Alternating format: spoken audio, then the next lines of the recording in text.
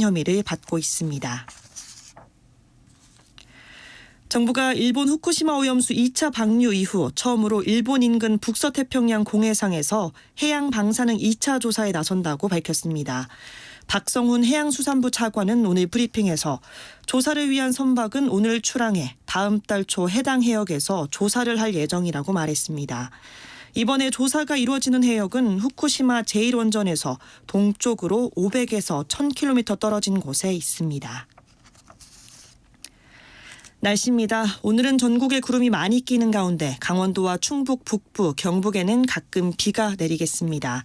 비가 오는 동안 돌풍이 불거나 벼락이 치고 일부 지역에는 우박이 떨어지는 곳도 있겠습니다. 비는 늦은 오후에 점차 그칠 것으로 보입니다. 서해안과 동해안, 제주도에는 바람이 강하게 부는 곳이 있겠습니다. 내일은 전국 대부분 지방이 점차 맑아지겠지만 동해안에는 구름이 많이 끼겠습니다. KBS 1라디오 5시 뉴스를 마칩니다. 아나운서 홍주연이었습니다.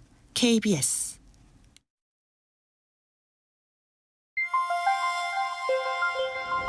대한민국 중심 채널 KBS 1라디오.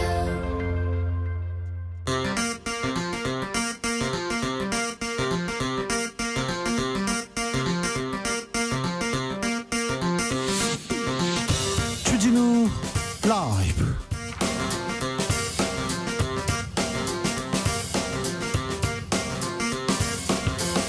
(2023년 10월 27일) 금요일입니다. 안녕하십니까, 주진우입니다. 이태원 참사 꼭 1년이 지났습니다. 지난 1년 동안 우리 사회는 얼마나 달라졌을까요? 얼마나 더 안전해졌을까요? 왜 아직도 참사의 진상 알지 못하는 걸까요? 왜 누구도 책임지지 않는 걸까요? 오늘 주진우 라이브에서는 이태원을 기억하는 이들의 특별한 이야기들을 담았습니다. 이태원 참사 1주기를 앞두고 국민의힘 소속 용산구 의회 의원이 국민의힘을 탈당했습니다. 참사 이후 당과 정부의 무책임한 자세에 대해서 실망감이 컸다고 탈당의 변을 말했는데요.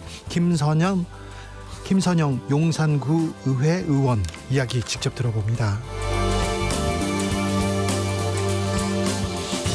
어제는 안중근 의사의 하얼빈 의거 114주년이었습니다.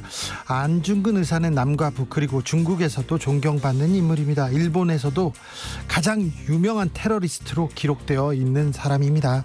안중근과 하얼빈 의거 114년이 지난 오늘까지도 선명하게 우리에게 남겨진 이유는 뭘까요? 애국미남단에서 살펴봅니다. 나비처럼 날아 벌처럼 쏜다. 여기는 주진우 라이브입니다.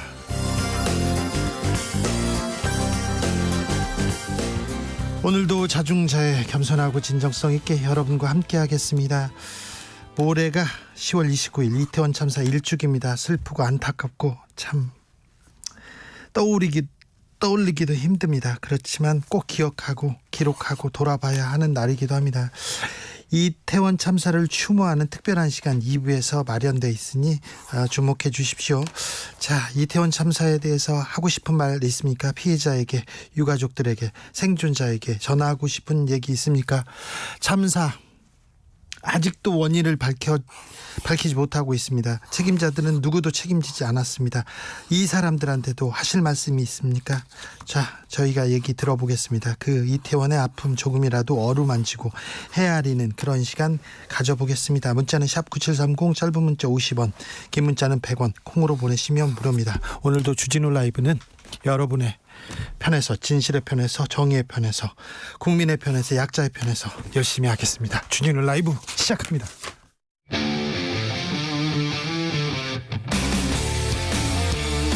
탐사보도 외길 인생 20년.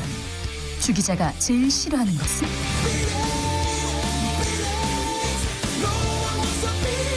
이 세상에서 비리와 부리가 사라지는 그날까지.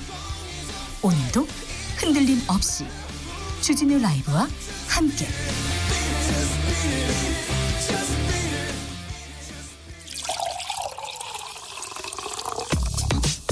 진짜 중요한 뉴스만 쭉 뽑아냈습니다. 주스 정상근 기자 어서 오세요. 안녕하십니까. 정부가 국민연금 개혁안을 발표했습니다. 네, 보건복지부가 오늘 제5차 국민연금 종합운영계획을 발표했습니다. 이 계획안은 국무회의 심의와 대통령 승인을 거쳐 국회에서 논의가 될 예정입니다.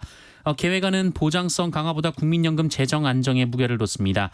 계획안은 OECD 회원국들과 비교해 국민연금 소득 대체율은 유사하지만 보험료율은 절반 수준이라며 점진적인 보험료율 인상이 불가피하다라고 봤습니다. 그런데요, 보장과 관련된 내용이 없습니까?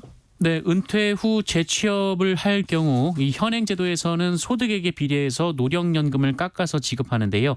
정부는 노후 소득의 보장을 강화하고 고령자들의 경제활동을 제고하기 위해 이 제도의 폐지를 추진한다고 밝혔습니다. 그런데요, 이 발표안에는 숫자가 없습니까?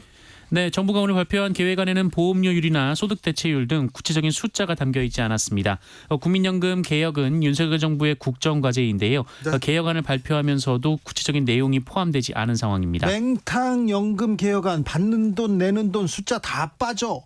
정부의 맹탕 국민연금 개혁안 발표, 이 얘기는 보수 언론, 친정부 언론에서도 쏟아냈습니다.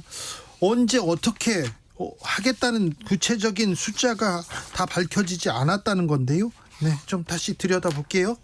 어르신들에게 지급되는 기초연금, 그러니까 기초연금은 올린다는 내용만 나왔습니다.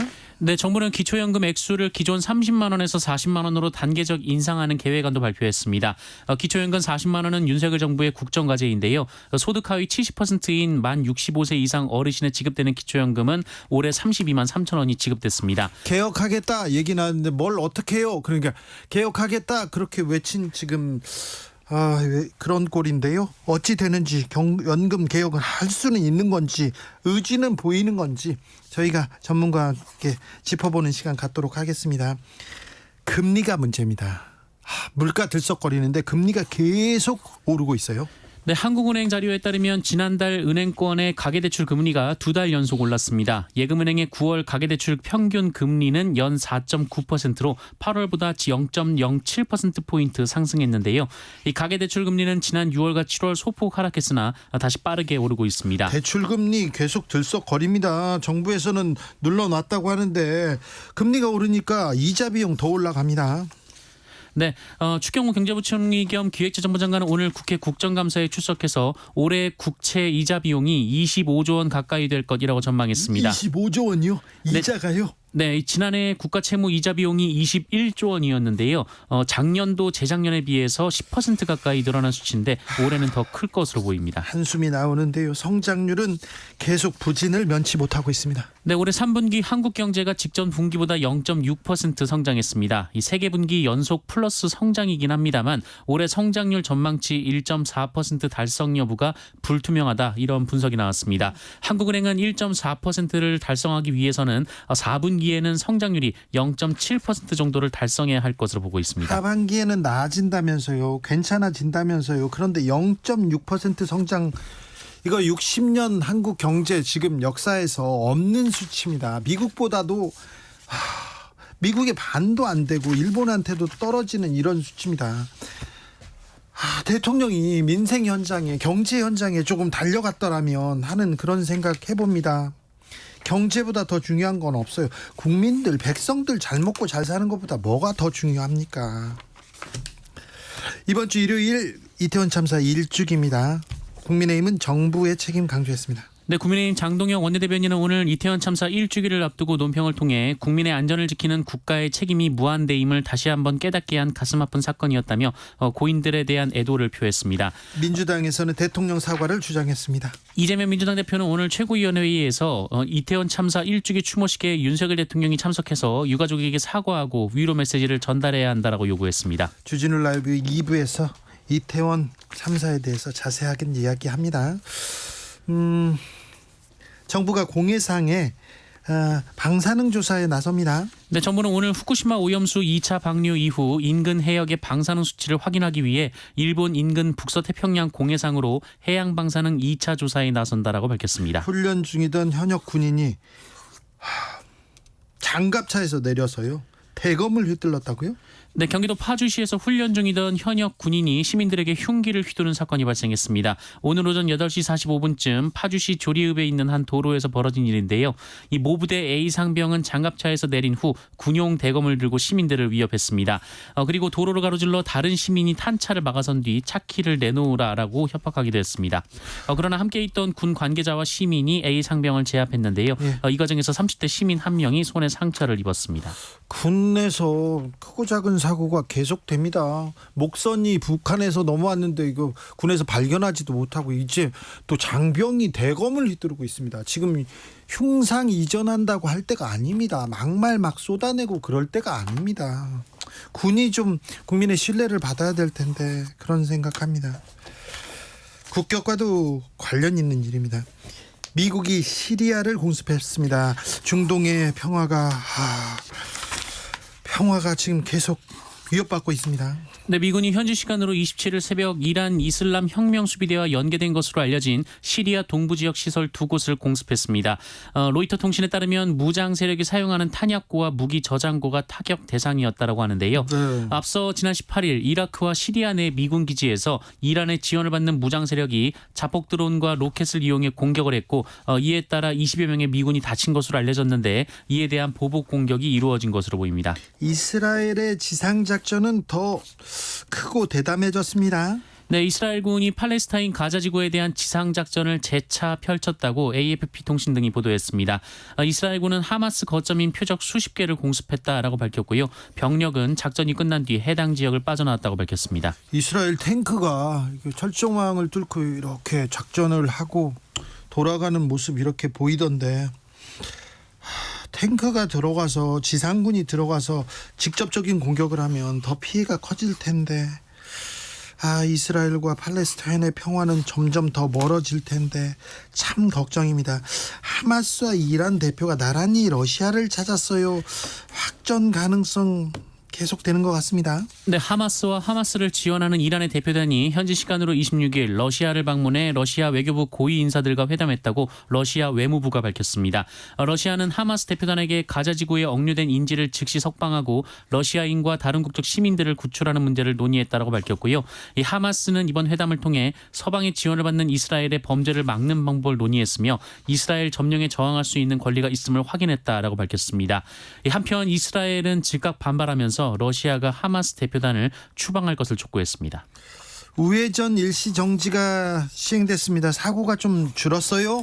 네, 운전자가 교차로에서 우회전을 할 때 일시 정지해야 하는 개정 도로교통법이 지난해 7월 시행된 이후 지난 1년간 횡단보도 우회전 시 대인 사고가 전년 동기 대비 6% 가까이 감소했다라는 통계가 나왔습니다.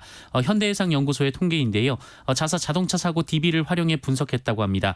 특히 횡단보도 우회전 사고로 인한 중상 이상 피해자 수는 전년 동기 대비 36.2% 감소했다고 하고요. 사망자는 발생하지 않았다라고 합니다. 국민의힘 혁신위가 첫 목소리를 냈습니다.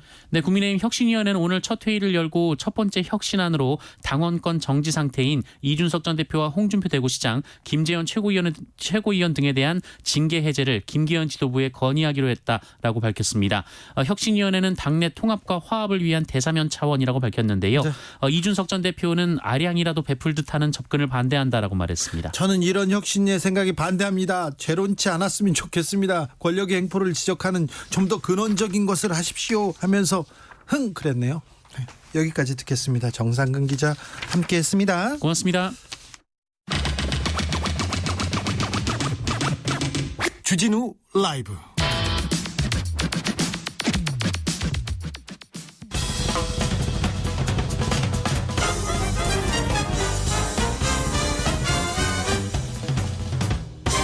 훅 인터뷰. 모두를 위한 모두를 향한 모두의 궁금증 훅 인터뷰.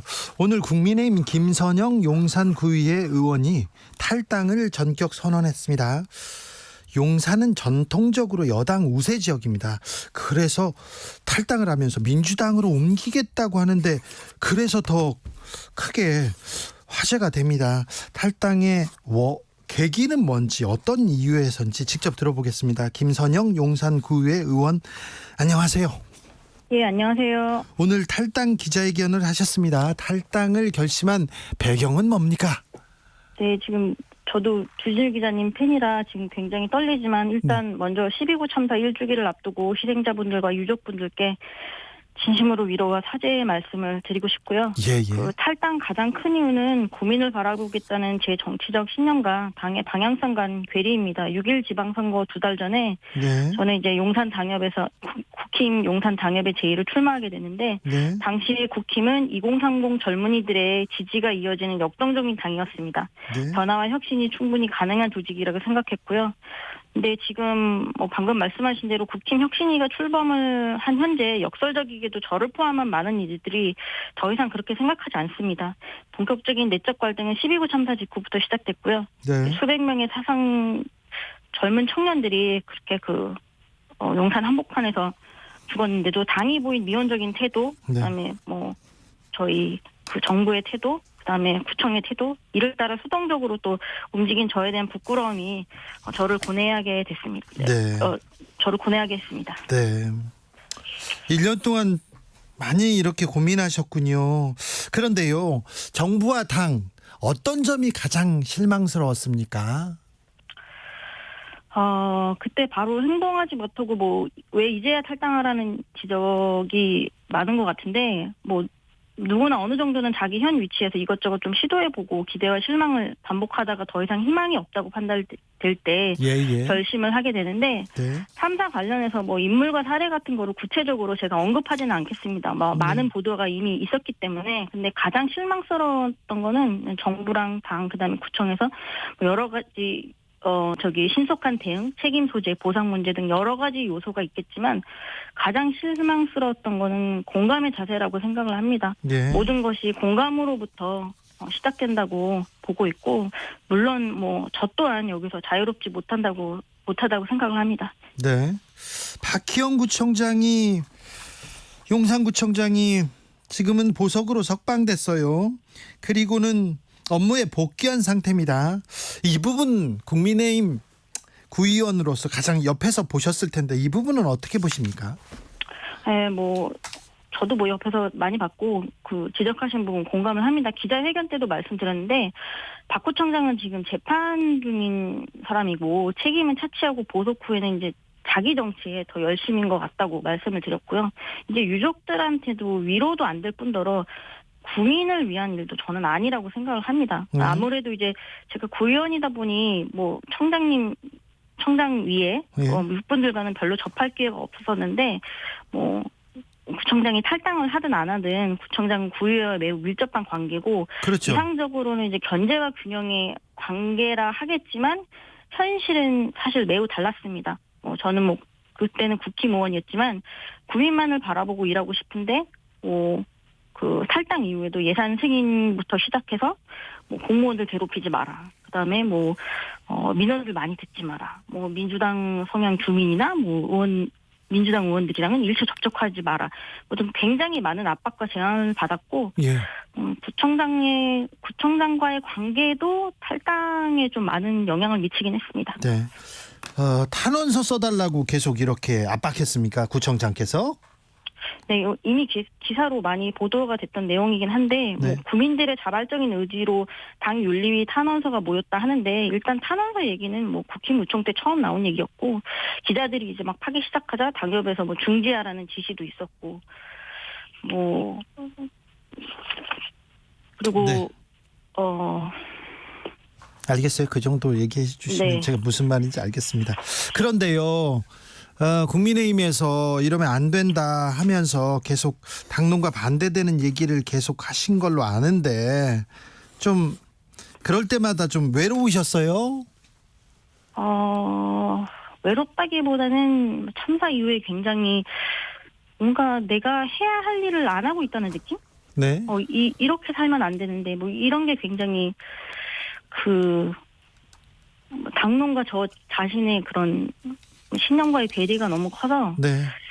그런 거를 또 이제 국힘 의원들이랑은 논의할 수가 없고 네. 또 민주당 의원들이랑은 당이 다르기 때문에 그런 거를 논의할 수가 없어서 좀 내적 갈등이 많았던 것 같습니다. 네, 그렇군요. 고뇌하고 갈등하셨군요. 2987님께서 김선영 의원님 용감한 결정에 박수 보냅니다. 훌륭한 정치인으로 거듭나길 응원드리겠습니다. 응원하는 메시지가 많습니다. 그런데요, 용산이라는 동네가 전통적으로 여당에 유리한 지역입니다. 그래서 이 현실을 봐야 되는데 국민의힘 탈당 정말 쉽지 않았을 텐데요. 주변에서 뭐라고 하던가요? 국힘 지지 주민분들은 불결하다? 아, 그래요? 네. 왜요? 불결까지요? 빨갱이당으로. 왜냐면 국힘을 탈당해서 이제 민주당으로 간다는 뭐 얘기가 돌았기 때문에 네. 뭐 불결하다? 빨갱이당으로 가면 안 된다? 네. 이렇게 좀 많이 항의가 많으셨던 것 같아요. 아, 그래요? 네. 빨갱이 소리를 뭐 처음 듣는 거 아닙니까? 근데 뭐 저는 그게 빨갱이당이 아니라고도 생각을 하고요. 예. 개인적으로는. 그리고 지금 시점에서 뭐 빨갱이당이 이렇게 하는 게 예. 저는 개인적인 정치적 결심을 한 사람한테 할 말은 좀 아니라고 생각을 했습니다. 그러니까요. 아니, 아무 때나 이렇게 빨갱이 얘기하면 정말 당황스러워요. 저 취재 나갔는데 비리리 부패를 취재하러 나갔는데 빨갱이 기자 왔다 이렇게 얘기할 때마다 엄청 좀 놀랐어요. 그런데 그 얘기를 처음 접하고는 놀라셨을 거다 이런 생각에 물어봅니다. 윤석열 후보 국민합의 여성위 부위원장을 지내셨습니다. 자, 대선 후보 때 윤석열 후보에게 기대가 있어서 이런 자리를 맡으셨을 거 아니에요? 네. 근데 뭐 사실 뭐 부위원장 임명장은 받았지만 그때 뭐 임명장 같은 거를 뭐 굉장히 많이 남발을 했었고, 네. 뭐 저도 뭐 대통령을 직접 본 적도 없고, 네. 뭐 활동한 것은 거의 없었습니다. 아, 이미 늘 그렇습니까? 그렇듯이 네. 자, 네. 그 윤석열 대통령이 시민 추모대에 참석하지 않는 쪽으로 가닥을 잡았습니다. 국민의힘 지도부도 원내대표는 가지 않는다 이런 얘기까지 보도됐는데요. 이 부분은 어떻게 보십니까? 사실은 뭐 저도 굉장히 뭐 다른 분들도 다 트라우마가 있으시겠지만 죽음 앞에 돈도 정치도 그 무엇도 무의미하다고 생각을 하는데 네. 계속 그 정치적인 잣대로 추모 여부를 판단하는 것이 너무 안타깝고요. 네. 지금 저희 당 등 민주당 등 4야당이 공식적으로 주최자에서 빠졌는데도 또 안 한다고 하시고, 그다음에 오늘 본회의 때 그 박희영 구청장도 참석을 안 하겠다고 하는데 구청장이 안 합니까? 안 온다고 답변을 공식적으로 했고요. 둘 다 뭐 공식적인 초청장을 안 받아서 뭐 안 간다, 안 온다 이렇게 얘기를 했다는데 저는 솔직히 둘 다 문제라고 생각을 합니다. 네. 국민의힘에서는 이뇨한 혁신위원장 그리고 이만희 사무총장 유이동 정책위의장이 개인 자격으로 참여하겠다 이런 발표를 했는데 개인 자격이라 이 부분은 어떻게 보세요? 제가 뭐 드릴 말씀은 아닌 것 같지만 솔직히 너무 좀 늦었다는 그런 생각이 들고요. 늦었다고요? 네. 지금 사과를 하러 오고 유족들을, 왜냐면은 구청장이 유족들을 한 번도 만나질 않았습니다. 만나질 않았고 사죄 기자회견도 하지 않았고, 네. 그다음에 정부의 그 누구도 하지 않았죠. 대통령을 포함해서. 근데 지금 이제 혁신이 띄우려고 하니까 뭐 사과하러 온다? 행사에 그 추모제에 참석을 한다? 저는 조금 뭐라 그러지? 가식적인 것 같습니다. 네. 이태원 참사 특별법 아직도 국회에서 계류 중입니다. 이태원 참사 관련돼서 특별조사본부가 꾸려졌지만 아직도 참사의 원인이 밝혀지지 않고 있습니다. 그 어떤 책임자도 책임지는 사람은 없었고요. 왜 이렇게 어려운 것 같습니까? 왜 이렇게 진상규명이 안 되는 것 같습니까? 지금 재판도 네. 거의 멈춰 있는 것 지연이 같고요. 되고 있고, 예. 네, 유족들이 굉장히 유족들이 오늘 기자회견 후 감사하다는 말씀을 전해주셨는데 저도 되게 죄송하고 감사하고요. 근데 재판이 지연되면서 계속 뭐 증거들이 지금 날아가고 있거든요. 네. 그래서 저는 뭐 제가 구의원으로서 뭐 할 수 있는 일은 아니지만 국회에서라도 저희 당이 이제 그 다수당이기 때문에 빨리 좀 처리가 돼서 이게 좀 소상이 좀 밝혀지면 좋을 것 같습니다. 그래요. 이제 민주당 소속입니다. 또 어떤 일을 하면서 이렇게 정책을 하면서 또 어떤 그 노력을 하실 텐데요. 자, 우리 김선영 의원은 어떤 일을 할까, 어떤 노력을 하실까 기대하는 사람들이 많습니다. 자, 어떤 부분에 집중하실 계획이신지요? 일단 국민들께서 희생자와 유족을 잊지 않고 기억할 수 있도록 지금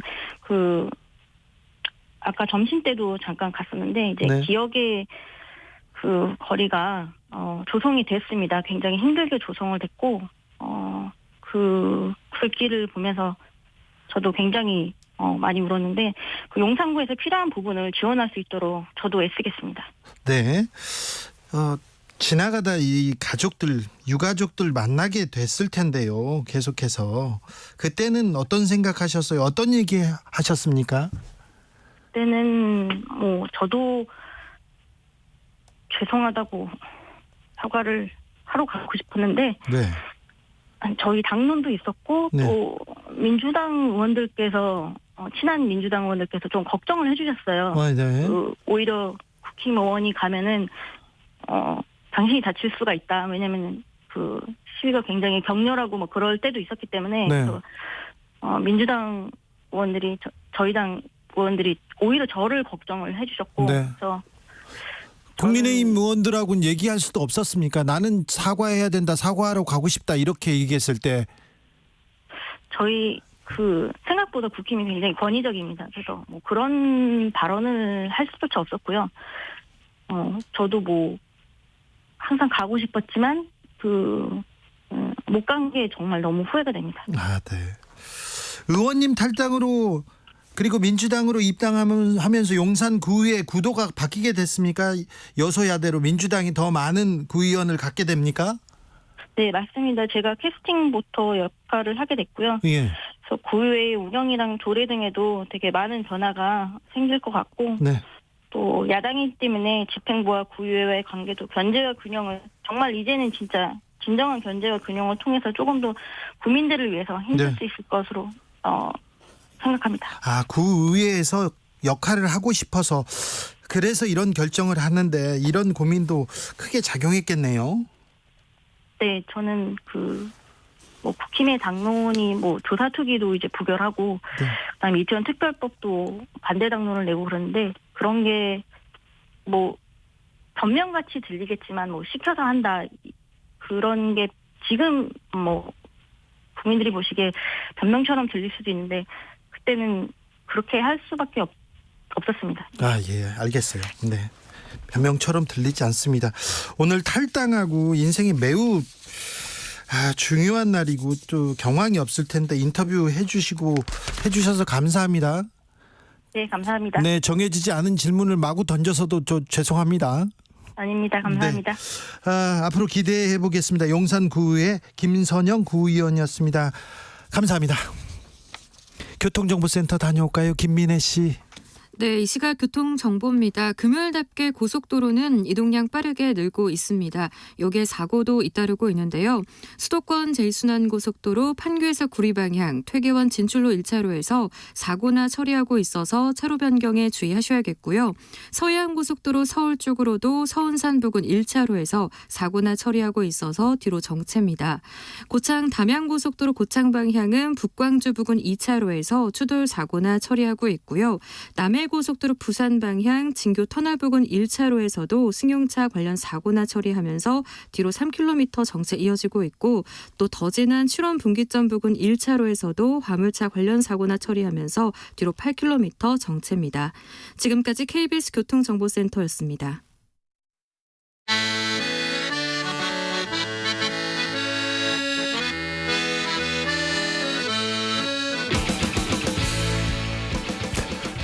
역사를 잊은 민족에게 미래는 없다. 역사에서 배우고 미래를 열어가겠습니다. 애국심으로 미래를 여는 남자들, 애국 미남단. 애국 미남단 1호 단원입니다. 역사학자 전우영 교수 오셨습니다. 어서 오세요. 네, 안녕하세요. 네, 잘 계셨습니까? 글쎄요.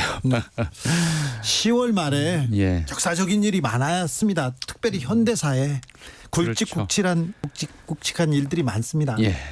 특히 10월 26일은 이제 권총과 관련된 날이죠. 네. 예, 처음에 권총, 우리는 단총이라고 그랬다가 네.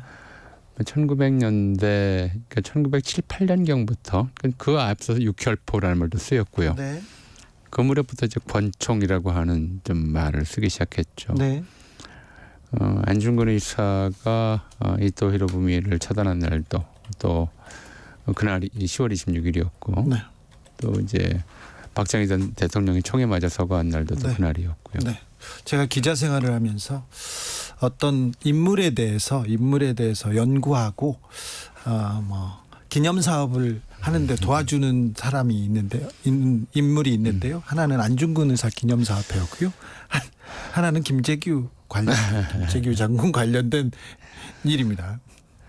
그럼 뭐 저 천주교 쪽에 네네. 좀 이렇게 함세웅 많이, 신부님하고 예, 같이 활동하고 또 있고요. 그 밑에서 돕고 있죠. 예, 많이 좀 이렇게 네. 뭐랄까요, 권유를 받으셨나 보네요. 그렇습니다. 그래서 10월 26일에는 항상 네. 그 중국 여순 감옥이요. 리순 여순 감옥에서 남북 공동 행사를 하곤 했습니다. 했었죠. 네, 하곤 네. 했습니다. 예. 예전에는. 예. 예. 그랬었습니다. 예. 네. 안중근 의사. 역사적으로 영웅이죠. 그렇죠. 네. 이제 해방 일제강점기에는 물론이고 뭐 해방 이후에도 얘기를 어디서부터 풀어가야 될지 잘 이제 모르겠는데 네. 제가 작년에 이제 안중근 의사 민족의 영웅 안중근이라는 책을 냈거든요. 네, 민족의 그래서 영웅 안중근. 예, 안중근 의사에 관해서 참 많이 이 연구 조사를 했어요. 네. 그러다 보니까 오히려 할 얘기들이 너무 많아서 예. 어디서부터 말을 꺼내야 될지 잘 모르겠는데 안중근 의사 의거 직후에 일본 경찰이 이렇게 조사를 했어요. 그러니까 겉으로는 말을 잘 못한다 사람들이 한국인들이. 예. 그리고 당시 이제 그 사건이 났을 때 네.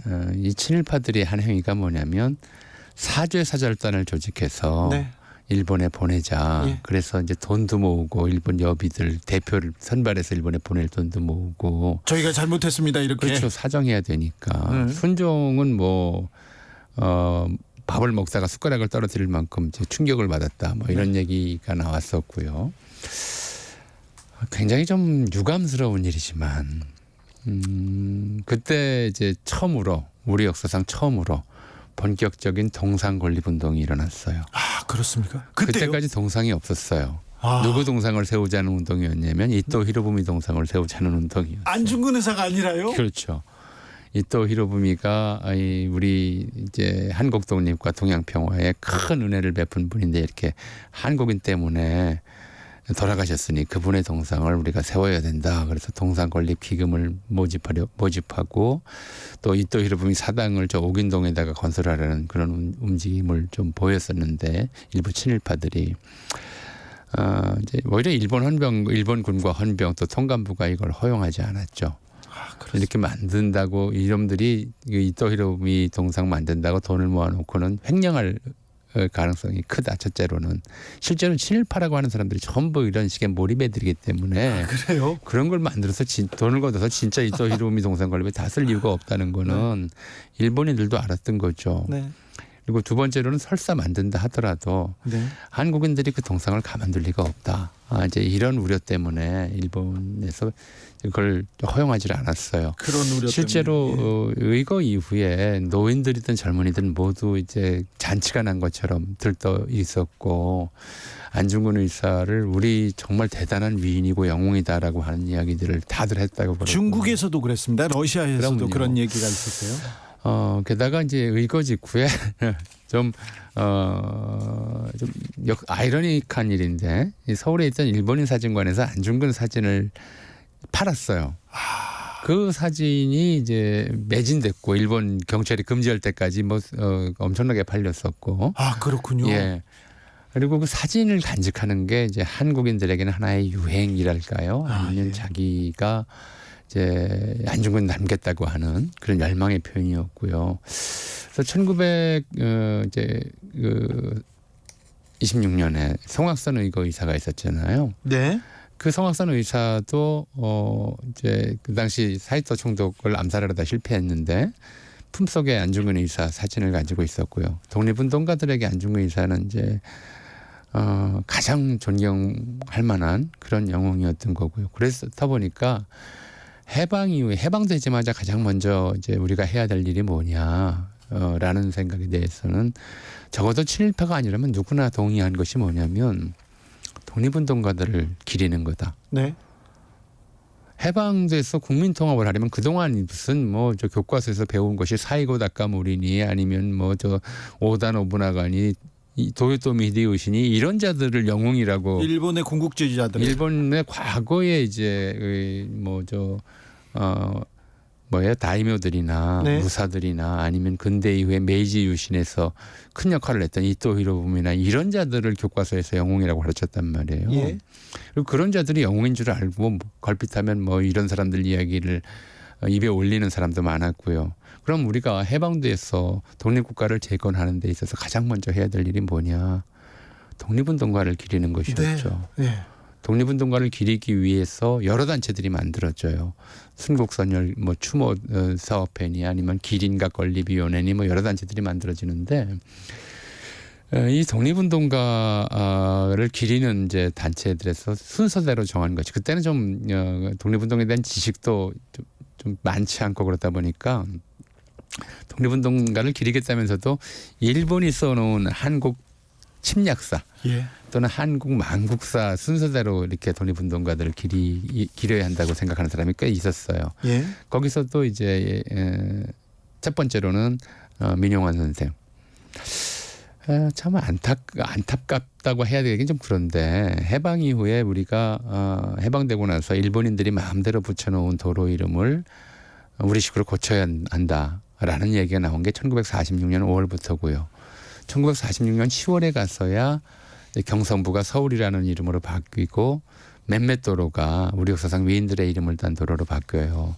그때 만들어진 도로 이름이 세종로, 충무로, 그다음에 저 을지로는 좀 뒤에 만든 네. 을지로고요. 을지로, 원효로, 충정로 그랬어요.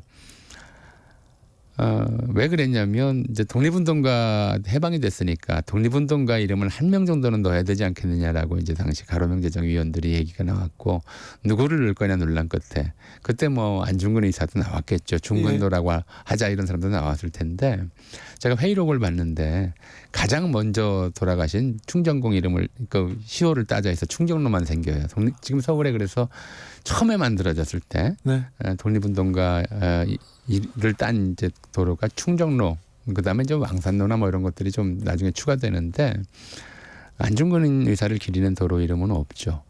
근데 어쨌든 그렇게 해서 민용환 선생 그리고 안중근 의사, 그다음에 이준 열사 네. 이런 분들이 이제 주로 독립운동의 영웅으로 기려졌고 네. 가장 먼저 동상을 건립하려고 했던 분도 네. 이제 우리가 안중근 의사 의거 이후에 친일파들이 이토 히로부미 동상을 건립하려고 했던 것처럼 네. 해방되고 나서는 이제 우리 민족의 영웅 동상을 건립해야 되겠다고 해서 네. 가장 먼저 생긴 동상건립준비위원회가 안중근 의사 동상건립준비위원회였어요. 네.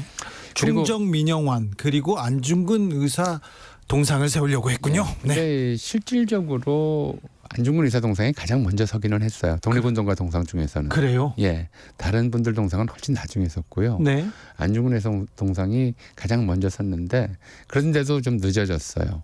왜 늦어졌냐면 안중근 의사는 해방 이후에 또 정부 수립 이후에 독립유공자로 인정을 받지 못했어요. 안중근 의사가요? 예, 지난번에 말씀드렸듯이 네. 건국공로 훈장은 이승만 정권 때 이승만하고 이시영 두 사람만 받았다고 말씀을 드렸잖아요. 네. 어떤 보상도 유족들에 대한 어떤 배려도 없었던 상태였거든요. 그리고 이제 그런 상태에서도 안중근 의사 동상을 세우겠다는 자발적 운동들이 벌어지니까 정부에서 이래저래 좀 당시 이승만 정부에서 예. 방해를 좀 했어요. 예. 대표적인 방해 사례가 이제 이런 거죠. 방해살이라고 봐야 되나? 그러니까 그때도 이제 10월 26일이 순국일이고 3월 26일이 네. 10월 26일이 의거일이고 의거일, 3월 순국일은 26일이 순국일이잖아요. 그래서 안중근 의거 50주년, 그게 1959년이에요. 59년 이제 10월 26일에 안중근 의사 영화를 만들려고 예. 영화를 만들었어요, 사실은. 예. 영화를 만들어서 개봉일자를 10월 26일로 정해놨는데 그날 이제 신문 광고가 실려요. 뭐라고요? 모종의 사정 때문에 개봉일을 연기하게 됐습니다. 라는 거죠. 그리고 이거 전적으로 우리 탓입니다. 네. 그러니까 사람들이 이게 정부가 압력 넣었다 압력 이렇게. 넣었다고 생각할까 봐 예. 안 써도 되잖아요. 근데 예. 이건 전적으로 우리 내부 문제지 다른 일이 있어서 그런 것은 아닙니다. 이러면서 그런데 왜 안중근 영화를 우리 그건 영웅의 이제 그 민간에서 한 거니까. 그래서 안중근 영화 제목이 당시 고종 황제와 의사 안중근인가 그랬어요. 네. 이제 그런 영화가 나오니까 그 당시까지는 이제 한국 영화사상 가장 많은 돈을 들이고 가장 많은 외국인이 출연한 영화였어요. 그랬어요. 주원 미군들을 출연시켜서 러시아 장교 역할도 시키고 그런 네. 영화였거든요. 지금도 아마 한국영상진흥원에서 좀 검색하면 볼 수 있을 거예요. 예. 그 다음에 그보다 더 많은 돈을 들여서 만든 관제 영화가 독립협회와 청년 이승만 이런 걸 네. 만들었고요. 아까 말씀드렸듯이 안중근 의사 동상 건립이 자꾸 늦어진 이유도 이승만 동상을 먼저 세워야 한다라고 하는 것 때문에 네. 원래 안중근 의사 동상을 세우려고 했던 곳이 어디였냐면 바로 이승만 그 동상이 선 바로 그것이었어요. 그러니까 조선신궁 앞이었거든요. 예. 조선신궁 앞이고 남산에 남산. 네. 지금은 이제 거기 그 한양도성 발굴지가 돼 있었고 예. 과거에는 식물원이 있었죠. 네. 남산 도서관 위로 가면 지금도 예. 가보실 수 있습니다. 처음부터 안중근 의사 동상이 해방 직후에 동상 건립위원회가 만들었을 때 이제 그 지목했던 장소가 하나가 조선신궁이 서울 전역을 내려다보고 있었던 이제 그 조선신궁 자리. 네. 그 또 하나가 이토 히로부미 동상이 어디 있었냐면 지금 신라 호텔 자리에 있었어요. 네. 거기 신라 호텔이 일제강점기에 방문사라는 절로 바뀌거든요. 네. 왜 방문사냐면 이토 히로부미 이름이 이등방문이잖아요. 네. 이등방문을 기리기 위해서 바로 장충단을 내려다보는 것을 만들었다고요. 거기가 또 하나의 후보지였었고요. 또 하나는 이제 중앙청 앞 대표적이니까 또 하나는 서울역 앞이었어요. 예. 그 네 곳을 후보지로 놓고 있었고 있었는데 이승만 동상을 이승만 81의 생일을 맞아서 그 조선신궁 자리에다가 만들었죠. 나중에 거기가 이제 남산 분수대가 되었다가 지금은 이제 그 한양도성 유적 발굴 현장이 돼버렸습니다만 예. 거기에 이제 당시로서는 세계 최대의 동상을 세웠어요. 그리고 나서 이제 안중근 동상을 보다 훨씬 작은 규모로 세웠죠.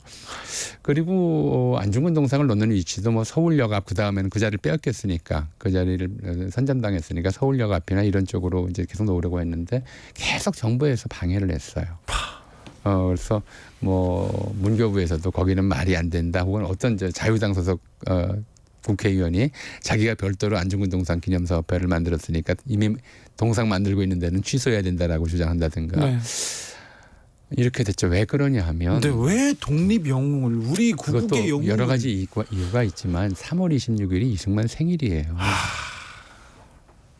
순국일이. 예, 순국일하고 생일이 겹쳐요. 그러니까 예. 이승만 본인이 그랬는지 아부하는 그 주변 사람들이 그랬는지 이승만 대통령 탄신일에 네. 안중근 추모하는 거는 이게 맞지 않다고 생각을 했던 것 같아요. 이승만 전 대통령만 빛나야지. 그렇죠. 그때 그러니까 하필 또 공교롭게도 생일하고 사망일이 겹치니까 같은 날짜니까 이걸 이제 안중근에 대한 기억을 지워야 이승만 경축을 더 할 수 있는 거잖아요. 아부도 좀 너무했네요. 아부 때문에 이제 사실은 이승만 전 대통령도 당시 미주 신문에 뭐라고 썼냐면 안중근 의거에 대해서 굉장히 나쁘게 평가했어요. 왜요? 이 폭력으로 문제를 해결할 수 있는 게 아니다. 이건 일종의 이제 테러 행위다라고. 무장 독립 운동을 테러라고요? 예, 이제 이승만의 당시 생각은 그랬죠. 외교나 이런 것들을 통해서 기독교적 원칙에 입각해서 해결해야지. 이걸 사람을 죽여서 이 독립을 하려고 하는 것이 말이 되느냐, 뭐 이런 식의 글을 썼다가 미국 내에서 엄청난 논란 또는 지탄을 받았었죠. 그러니까 그 독립운동 노선 자체가 안중근하고 맞지 않았고, 또 공교롭게도 안중근의 순국일이 본인의 생일이었고 이런 것들이 겹쳐서 이승만 정권 때는 안중근 추모 사업이라고 하는 것이 굉장히 좀 어떻게 보면 배관 시대였던 것이고 그래서 안중근 동상이 막상 이승만 동상 선 다음에 결국 건립이 되는데 그 자리가 지금 이제 숭의여전이라고 있어요. 예. 잘 안 보이는 곳, 이승만 발치쯤 내된 곳에 잘 안 보이는 곳, 그 자리에 만들었어요. 거기가 원래 뭐였냐면 조선 토지 개량 사업 기념비가 있던 자리예요. 네. 그러니까 별로 이제 의미가 없는 자리고 잘 눈에 띄지도 않는 곳에 네. 거기다가 세우라고 해서 거기다 처음에 세웠던 것이고 예. 그랬다가 이승만 정권이 끝난 다음에야 남산 원래 서고자 했던 자리 예. 바로 옆으로 예. 이제 안중근 동상이 옮겨갔던 것이죠. 네. 그러니까 그 자리가 굉장히 이제 우리 역사상 중요한 자리였어요. 일제강점기 일본인들이 지금도 서 있는 자리가 일본인들이 한국인들을 완전히 이제 식민지 노예로 만들기 위해서 조선 신궁을 세워놓고 네. 한국인들의 의식을 지배하려고 했던 신사참배하라고 했던 그런 데입니다. 공간이었기 때문에 네. 그 자리에 안중근 의사를 동상을 세움으로써 이제 우리가 그 일본의 이른바 황민화 네. 또는 일본 국민화 또는 일본인의 노예화라고 하는 데 대한 저항 정신이 이제 우리나라를 만든 기초다. 네. 건국의 기초다. 이런 걸 보여주는 그런 상징물이었죠. 네. 예. 이승만 정부 때는 그러니까 거의 안중근 의사가 금기시 되다가 박정희 정부 들어서 이제 숙모회도 생기고 동상도 생깁니다. 그런데 그 또 안중근 의사 숙모 사업을 주도했던 사람들은 거의 다 친일파였어요. 그러니까 이게 왜 그러냐면 처음엔 안 그랬어요. 처음엔 안 그랬어요. 해방 직후부터 이승만 정권 때까지는 안 그랬다가 이승만 정권 말기 계속 이제 방해가 들어오니까 예. 정권하고 어쨌든 타협을 좀 해야 되잖아요. 정권의 힘을. 네, 그거 좀 타협을 해야 이게 동상도 세울 수 있고 그렇게 되잖아요. 네. 그래서 그렇게 돼 버린 거예요. 그래서 주로 이제 누가 가장 이제 이승만 안중근 동상 세우는데 가장 큰 일을 했냐면 네. 윤치영이라는 윤치영. 사람이 있어요. 대표적인 친일파입니다. 대표적인 친일파라고 하기는 어렵고 네. 이승만에게 아주 측근이었죠. 예. 측근 비서였었고 윤치호하고는 사촌 관계고요. 네. 그리고 윤치소하고의 동생이고 네. 윤보선 전 대통령의 삼촌이에요. 네. 그런 사람인데 본인이 이제 친일 경력이 있기는 하죠. 네. 친일 경력이 있기는 한데도 안중근 의사 초기에 숙모의 기틀을 다지는데 굉장히 큰 역할을 한 것이 네. 이승만하고 워낙 가까운 사람이고 최측근이니까. 그러니까 사실은 이기붕이 부상하기 전에는 윤치영이 그다음 이승만의 후계자가 될 거라고들 사람들이 생각했었고 네.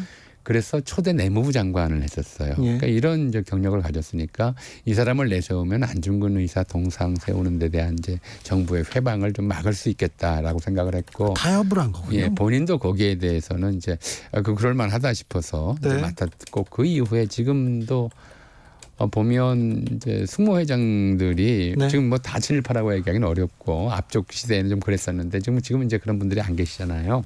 친일 경력을 가진 분들 살아계신 분들이 거의 없어요. 근데 다만 최근 들어서 몇 년간은 역대 총리들이 지금은 김황식 전 총리가 숙모회장을 맡고 있습니다. 총리를 하는데 굉장히 좀 인상적인 것은 뭐 인상적이라고 표현해야 될지 모르겠습니다만은 이명박 박근혜 대통령 시절에 총리한 사람들은 다 숙모회장을 했는데 김대중 노무현 문재인 대통령 시절에 총리한 사람들은 숙모회장에 된 적이 없어요. 네. 그래서 그것도 좀 인상적인 현상이 있죠. 그 전에는 또 친일파들이 윤치영, 이은상 이런 예. 분들이 숙모회장을 했고 그 다음부터는 박정희 정부 그리고 또 보수 정권에서 높은 자리 했던 분들이 내무부 장관 했던 분들이 그렇게 그 자리로 갔어요. 심지어 그래서 이제 노무현 정부 때인 걸로 기억하는데요. 그러니까 안중근 의사 숙모회에 이제 독립운동 기념사업 진영에서 워낙 이제 숙모회가 좀 그렇다 보니까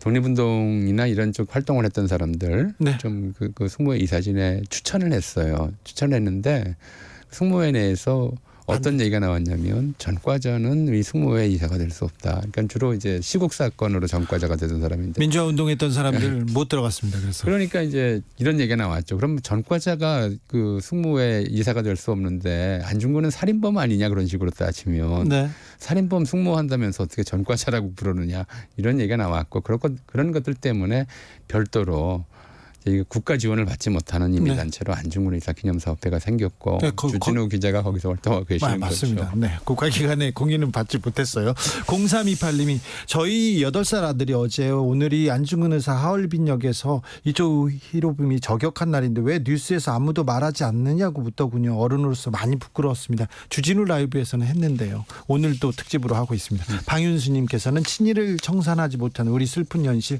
지금도 마주하고 있습니다. 안중근 의사 독립 영웅이고 우리 역사의 영웅인데 참 아픔이 컸어요. 가족도 그렇고 그 이후에 해방 이후에도 이렇게 인정을 받지 못하는 일도 있고 그랬네요. 그렇죠. 그걸 떠나서 이제 그 의거에 대해서 최근에도 네. 이제 그런 얘기를 하는 사람들이 있어요. 그래서 안중근이 또 히로부미를 이제 사살해서 네. 달라진 게 뭐냐?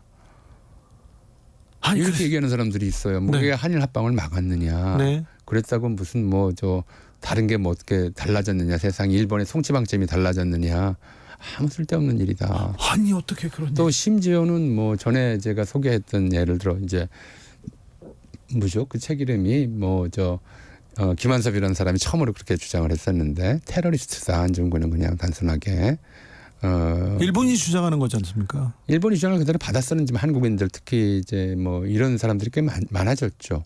뭐 요즘은 많아졌다고요? 심지어는 그런 얘기도 하잖아요. 이완용이 이해할 수 있다는 사람이 국방부 장관도 되는 세상인데 이완용이 뭐 그럴 수밖에 없지 않았느냐라고 얘기하는 사람이 장관이 되는데요. 국방부 장관요. 그것도 네. 네. 그런 이제 쉽게 말하면 안중근의 총소리는 이토를 죽이는데 그친 게 아니에요. 그럼요. 그런 생각이 잘못됐다는 것을 일깨우는 하나의 거대한 종소리였죠. 예. 우리 동포 전체에게 아직 우리가 살아있다. 그리고 안중근 같은 사람이 이제 우리가 천일파만 있는 것이 아니고 네. 힘이 약해도 끝까지 저항하고 나라의 독립을 지키려고 하는 사람들이 있다. 우리도 그들을 본받아야 된다. 이걸 일깨워준 이제 그래서 의거였거든요. 동양 평화를 위해서 목숨을 바친 거죠. 그렇죠. 그런 이제 제가 지난번에 말씀드렸던 이토의 동양평화론과 안중근의 동양평화론이 어떻게 달랐는가는 이제 별건으로 하고 이 안중근의 총성은 이토의 가슴을 뚫었을 뿐만 아니라 당시 2천만 동포 전체의 정신을 깨우쳤어요. 그렇죠. 그 점이 이제 그래서 해방 이후에도 우리나라를 이제 재건하는 데 있어서 네.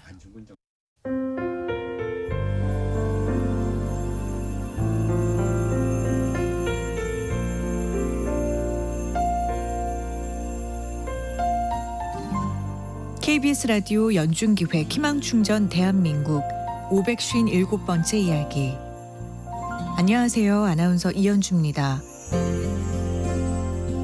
15살 미니의 꿈은 국가대표 역도선수입니다.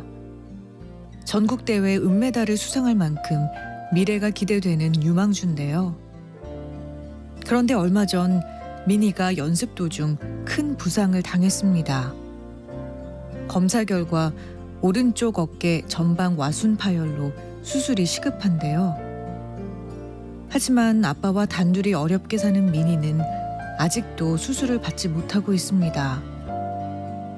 이혼 당시 엄마가 남기고 간 큰 빚을 떠안게 되며 힘겨운 나날을 보내고 있는 두 사람. 아빠는 지역의 체육 기간제 강사로 일하고 있지만 월급의 절반 이상이 빚 상환으로 빠져나가 수술비 마련도 어려운 상황. 미니가 시련을 딛고 다시 한번 큰 꿈을 들어올릴 수 있도록 여러분이 격려와 응원을 보내주세요.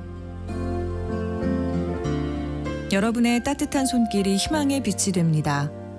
ARS 060-700-1580 060-700-1580 한 통화 3,000원으로 희망을 선물해 주세요.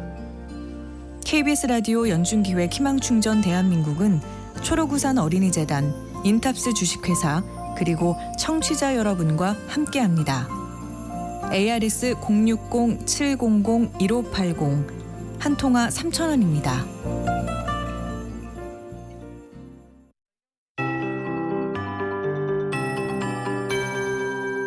KBS 58분 날씨. 어젯밤 서울 곳곳에서 비가 내리면서 쌀락 우박이 떨어지기도 했는데요. 대기 불안정으로 인해 일시적인 기상 악화가 있었지만 오늘은 종일 높은 구름만 지나는 안정된 가을 날씨가 이어졌습니다. 다만 동풍의 영향을 받는 동해안 쪽은 비바람이 좀 강했고요. 오늘 아침 최저 기온이 12.9도, 낮 기온 20.2도로 평년 기온을 조금 웃돌았습니다. 내일 아침 기온 오늘보다 3, 4도 정도 내려가겠습니다. 아침 낮에는 다소 쌀쌀하겠습니다. 서울 9도, 대관령 아침 기온 2도 등 5도에서 13도 정도가 되겠습니다. 설이 내리는 곳 주의하셔야겠고요. 낮 기온은 서울, 대전, 전주 20도, 강릉 18도 등 17도에서 22도로 일교차가 내일도 10도에서 15도 안팎으로 크게 나겠습니다. 예년 수준이 되겠습니다. 내일은 구름량만 다소 변화가 있겠습니다. 전국에 가끔 구름 많다가 아침부터는 맑아지겠고요. 동해안 쪽만 높은 구름이 다소 지나겠습니다. 오늘 밤까지 제주 산지에 바람이 매우 강하겠고 이외에도 제주 지역과 해안 산지 쪽 바람이 강할 것으로 보입니다. 서해와 동해상의 물결은 내일 오전까지 높겠고요. 모레까지는 동해안의 너울성 파도가 높아서 이 점도 주의하셔야겠습니다. 그리고 내일 새벽부터 아침 사이 짙은 안개 끼는 곳이 많겠습니다. 지금 서울의 기온은 17도입니다. 강혜종입니다.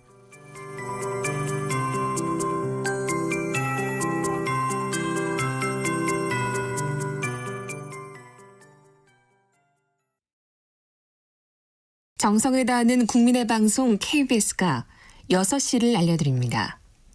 AM 711kHz, FM 97.3MHz, KBS 1라디오입니다. HLKA.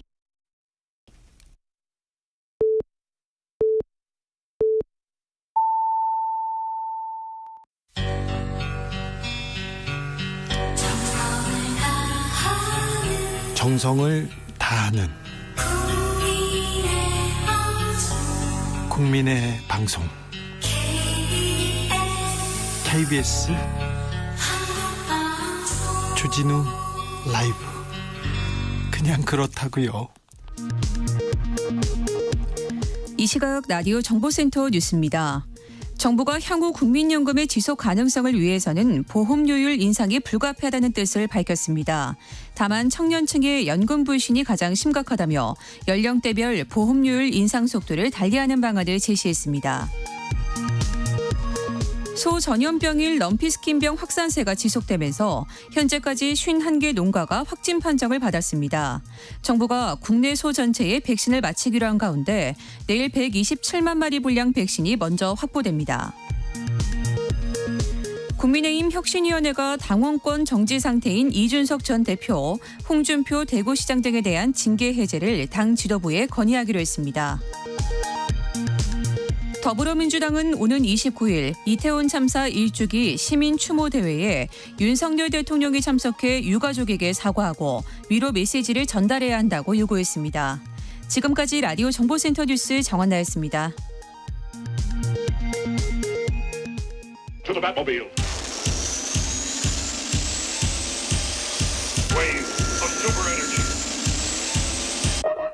주 기자의 1분.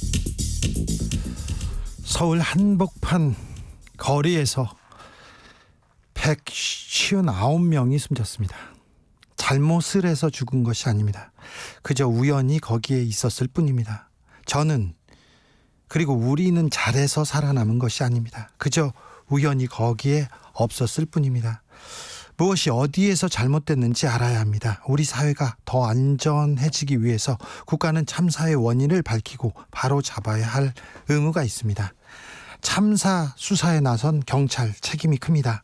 그런데 1년 동안 경찰 수사는 제자리 걸음입니다. 이태원 참사 원인 책임자 파악 아직도 하나도 한 게 없습니다. 오리무중입니다. 그러는 대신 경찰이 참사 유가족의 동향을 탐문하고 보고서로 작성했습니다.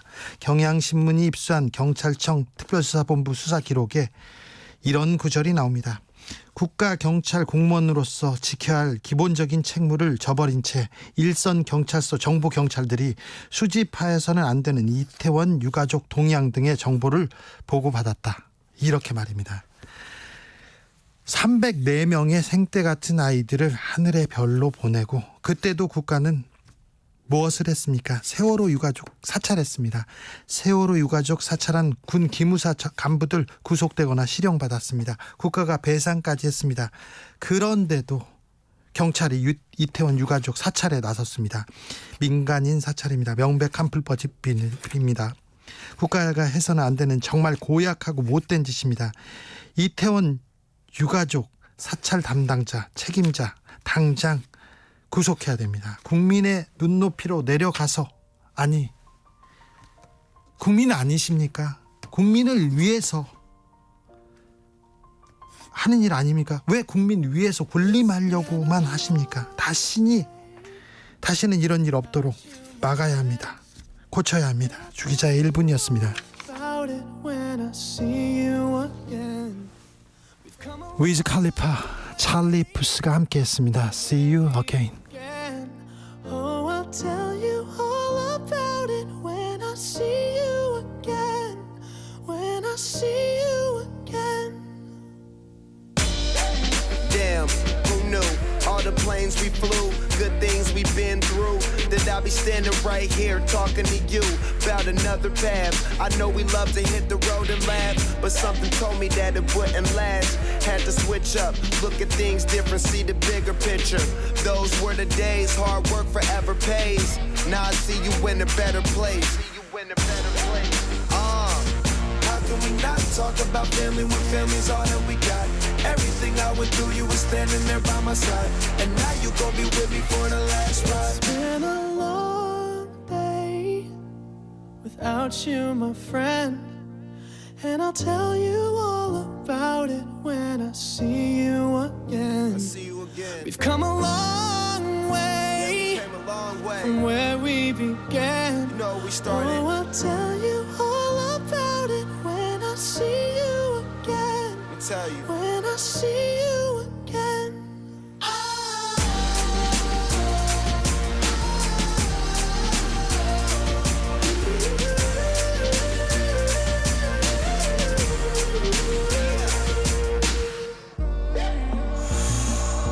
First you both go out your way and the vibe is feeling strong, and what's small turn to a friendship turn to a bond, and that bond will never be broken, the love will never get lost. And when brotherhood come first, then the line will never be crossed. Established it on our own when that line had to be drawn, and that line is what we reach, so remember me when I'm gone. How can we not talk about family when family's all that we got? Everything I went through, you were standing there by my side, and now you gon' be with me for the last ride. Let the light guide your way. Yeah. Hold every memory as you go, and every road you take will always lead you home. Oh, it's been a long day. 12구 이태원 참사 1주기를 앞두고 당시 현장에 있었던 소방대원들의 상처도 좀처럼 아물지 않고 있습니다. 뛰어 올라가서 다시 또 가슴 압박하고 다시 팔다리 잡고서 대로를 옮기고 시간 가는 줄도 몰랐고 그 땀에 흠뻑 젖는지도 모르고. 현장에 도착한 경찰들이 많지 않았습니다. 제가 도착했을 때는 2명 정도 봤습니다. 현장 통제는 한참 동안 이루어지지 않았습니다. 너무나 외로웠습니다. 소방관들이 그 안에서 할 수 있는 것들이 너무나도 많이 없었고, 갔다 오신 분들이 술을 마시지 않고는 잠을 못 자는, 좀 마음이 아프죠. 저희 구급대원이 단 한순간도 걷지 않았습니다. 계속 뛰어다녔어요.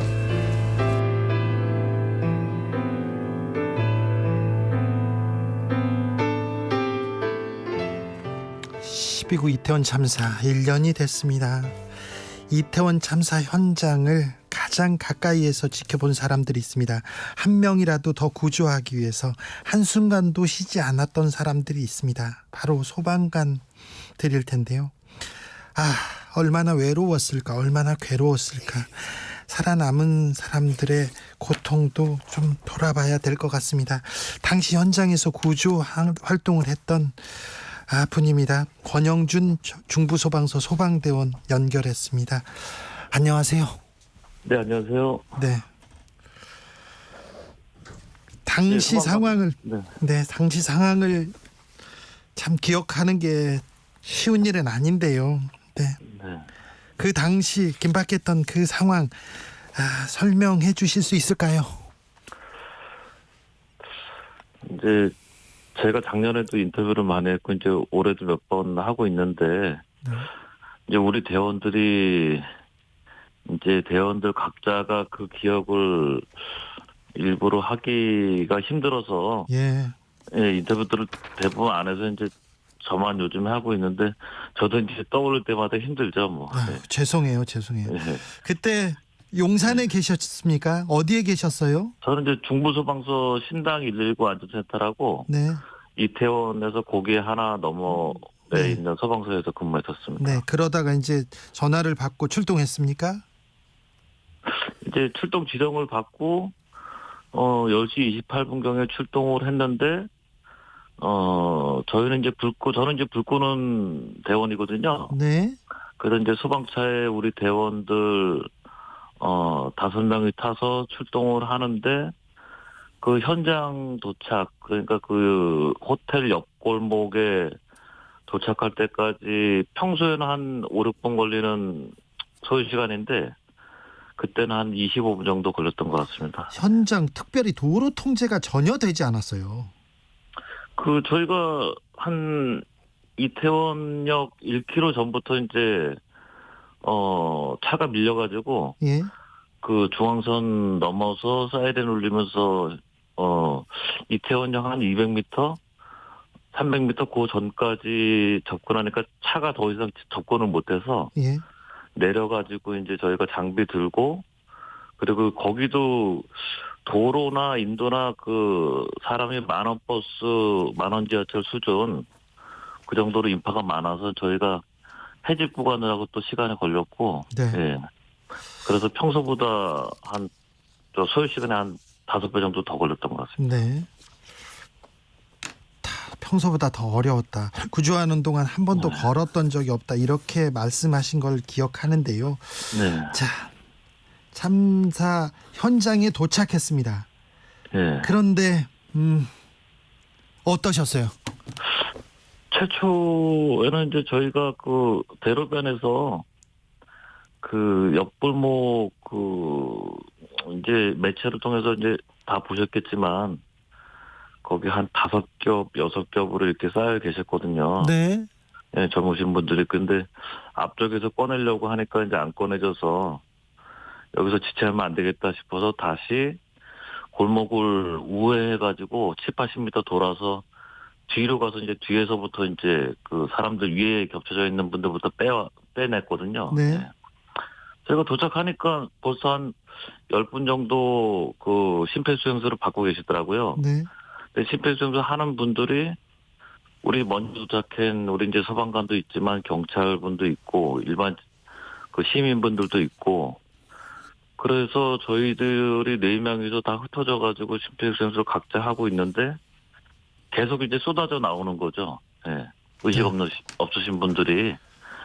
그래서 제가 이분을 심폐소생술을 하고 있으면 또 제 옆으로 그 심장지 추정이신 분이 또 다른 분들이 우리 대원이나 다른 분이 끌어다 놓고 그러면 제가 이분만 할 수 없고 그분을 해야 되는데 새로 오신 분을 그분을 또 하다 보면 지금 하고 있는 분은 그 가정 아빠고 할 사람이 없잖아요.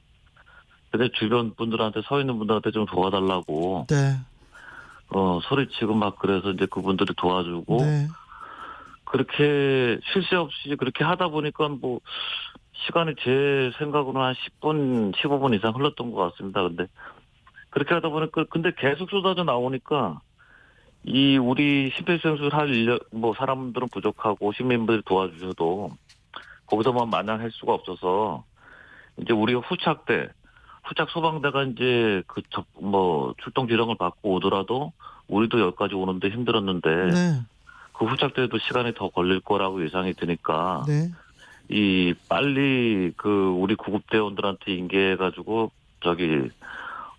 제세동기나 아니면 병원 이송을 빨리 받게 하려면 대로변으로 옮겨야 되겠다.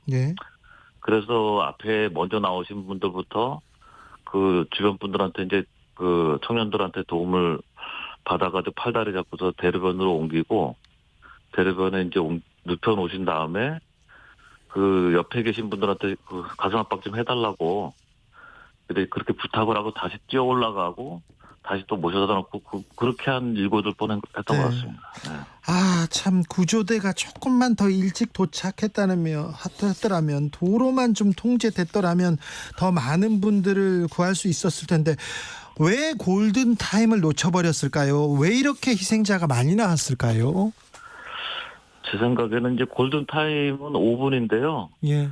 심정지 추정됐을 경우에 골든 타임은 5분 안에 이제 심폐소생술에 들어가야 되는데 저희가 벌써 출동 지령 받고 도착했을 때가 25분 걸렸으니까. 네. 근데 이제 저희도 스스로도 이제 그걸 알고 있어도 혹시라도 이제 한 사람이라도 살 수 있을까 하고. 네. 그 심폐소생술을 계속 했던 거죠. 네. 1885님께서 소방관님들 음성을 듣고 길에서 소리 죽여 울었습니다. 너무 슬프고 아픕니다. 얘기하십니다. 4548님께서는요.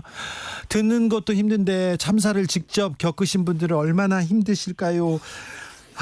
정말 걱정이 됩니다. 소방관들이 이태원 참사 트라우마에 시달린다는 얘기 듣고 이분들 괜찮을까 걱정됐는데요. 괜찮으십니까? 상담 치료는 적절히 잘 받고 계십니까? 네, 저희가 이제 그 심리 상담 치료를 작년에 그 심리 상담사 분들한테 이제 받긴 받았는데 네. 그 전에도 조금 있었는데 그 작년 이태원 때 이후로다가 좀 많아졌다 그러더라고요. 우리 네. 직원들이. 예. 근데 이제 우리 소방관들이 그 예전에도 그렇고 크고 작은 사건 사고들을 현장을 많이 경험을 하니까. 예. 근데 이제 그 보통 현장 가면은 다치거나 돌아가신 분들이 한 많아봤더니 5분 이내거든요. 네. 근데 이번 경우는 뭐 상상도 못할 정도로 그렇기 때문에 이제 우리 직원들이 그 5명 이내인 경우에도 이제 직장 들어와서 자기가 그 직원들한테 그 얘기를 우리가 서로 나누거나 네. 또 나중에 또 기억해가지고 다시 또 그 얘기를 꺼내거나 그렇진 않거든요. 네네. 왜냐하면 이제 현장 가서 이제 제일 마음 아픈 게 이제 우리 어린 아기들, 초등학생 이하인 아기들 사망했을 때 이제 그게 그런 모습 보면 그 마음 아픈 게 한 달 정도 가거든요. 예. 근데 이제 이번 경우도 그에 못지않고 그보다 이제 몇 달 정도 갔으니까. 근데 이거를 기억을 자꾸 우리 대원들이 집에서나 아니면 가족이나 원래는 그렇게 자꾸 누구한테 얘기를 해야지 풀리는 건데 예.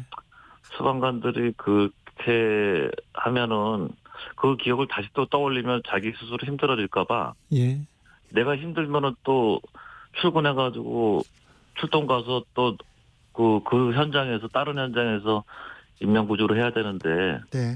거기에 지장이 있으니까 네. 일부러 잊어먹으려고 많이 하죠. 아이고. 네. 아무튼 마음은 다치지 말아야 되는데 좀 걱정이 큽니다. 국민들이 다 감사하고 죄송하게 생각하고 그렇습니다. 그러니까 힘을 내주십시오. 네, 알겠습니다. 네, 권영준 중부소방서 소방대원이었습니다.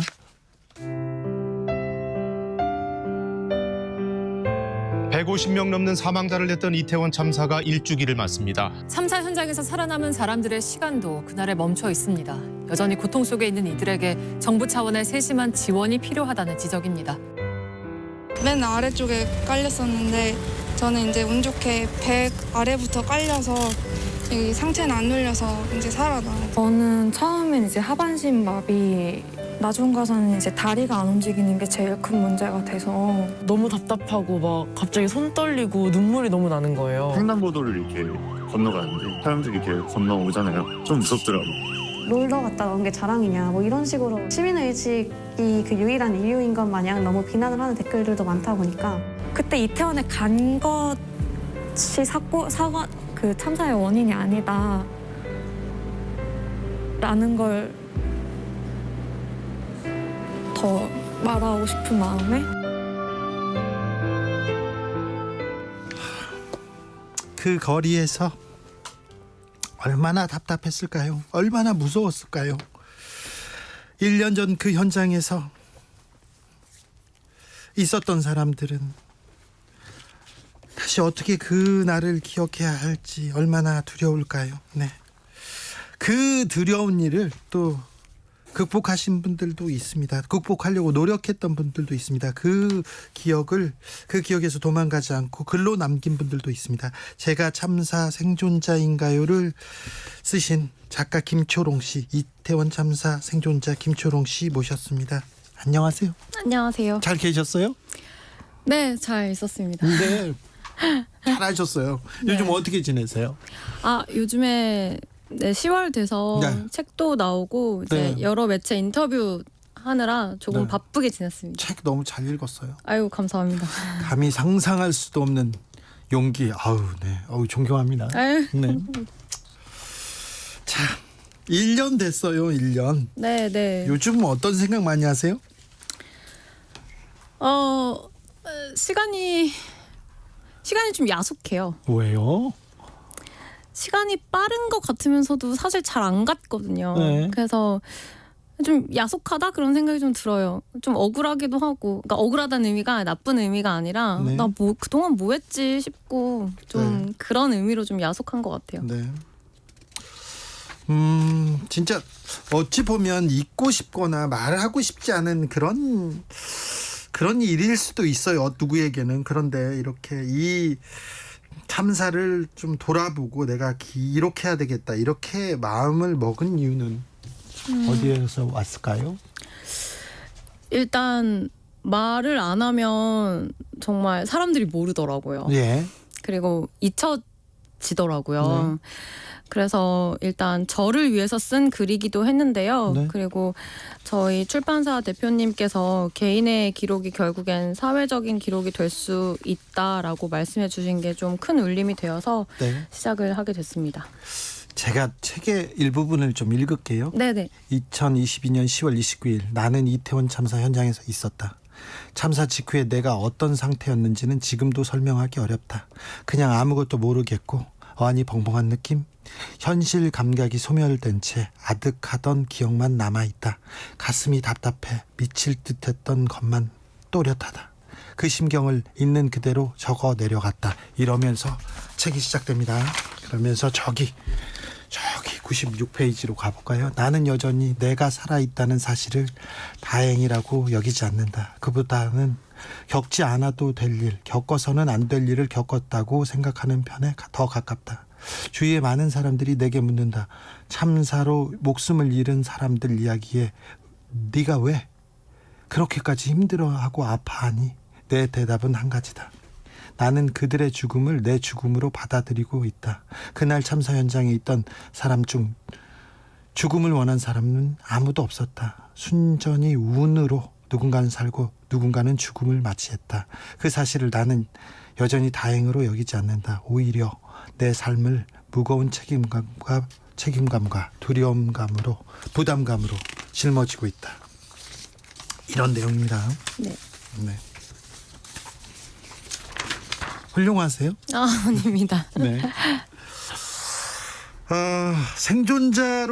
생존자냐 이런 질문을 많이 받으셨어요. 생존자로 이렇게 소개하거나 그런 말씀 듣는 게 좀 부담스럽다 이런 글을 본 적이 있어요? 엄청 부담스럽죠. 그렇죠. 네. 이태원 생존자이십니까? 이렇게 말하는 것 자체도 조금 저도 묻는 것 자체가 좀 그런데 직접 한 번이 아니라 계속 들을 거 아니에요. 네.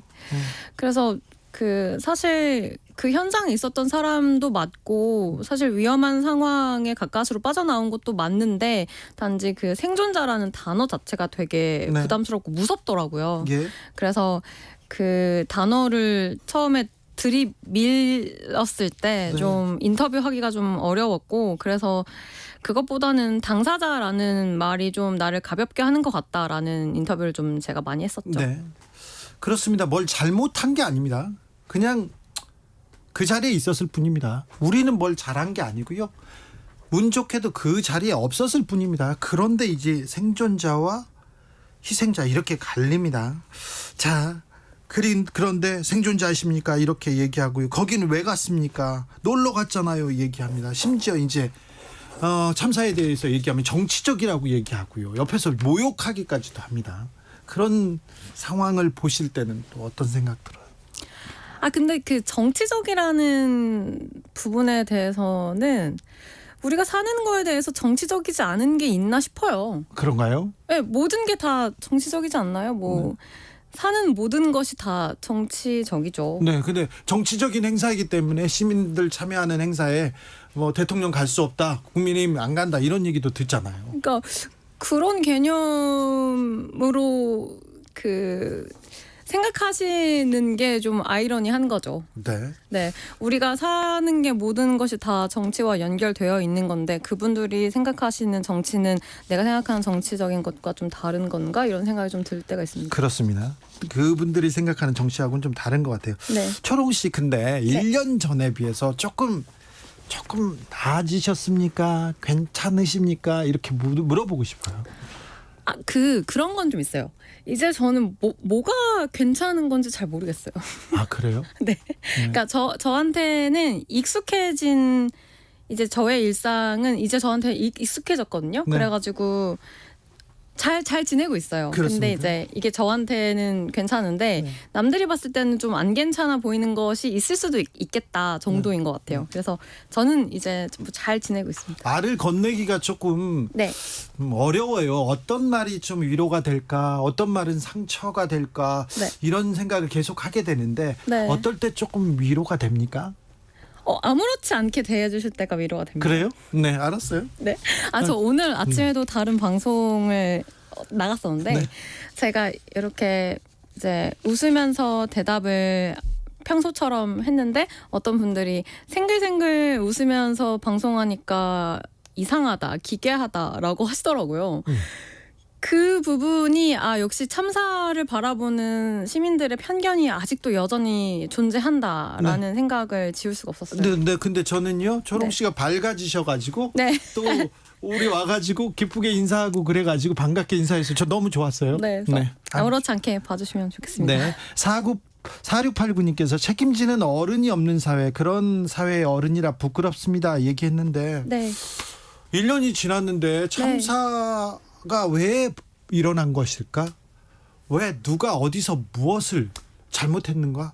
책임자에 대한 얘기도 없고 참사에 대한 얘기도 사라져 버렸어요.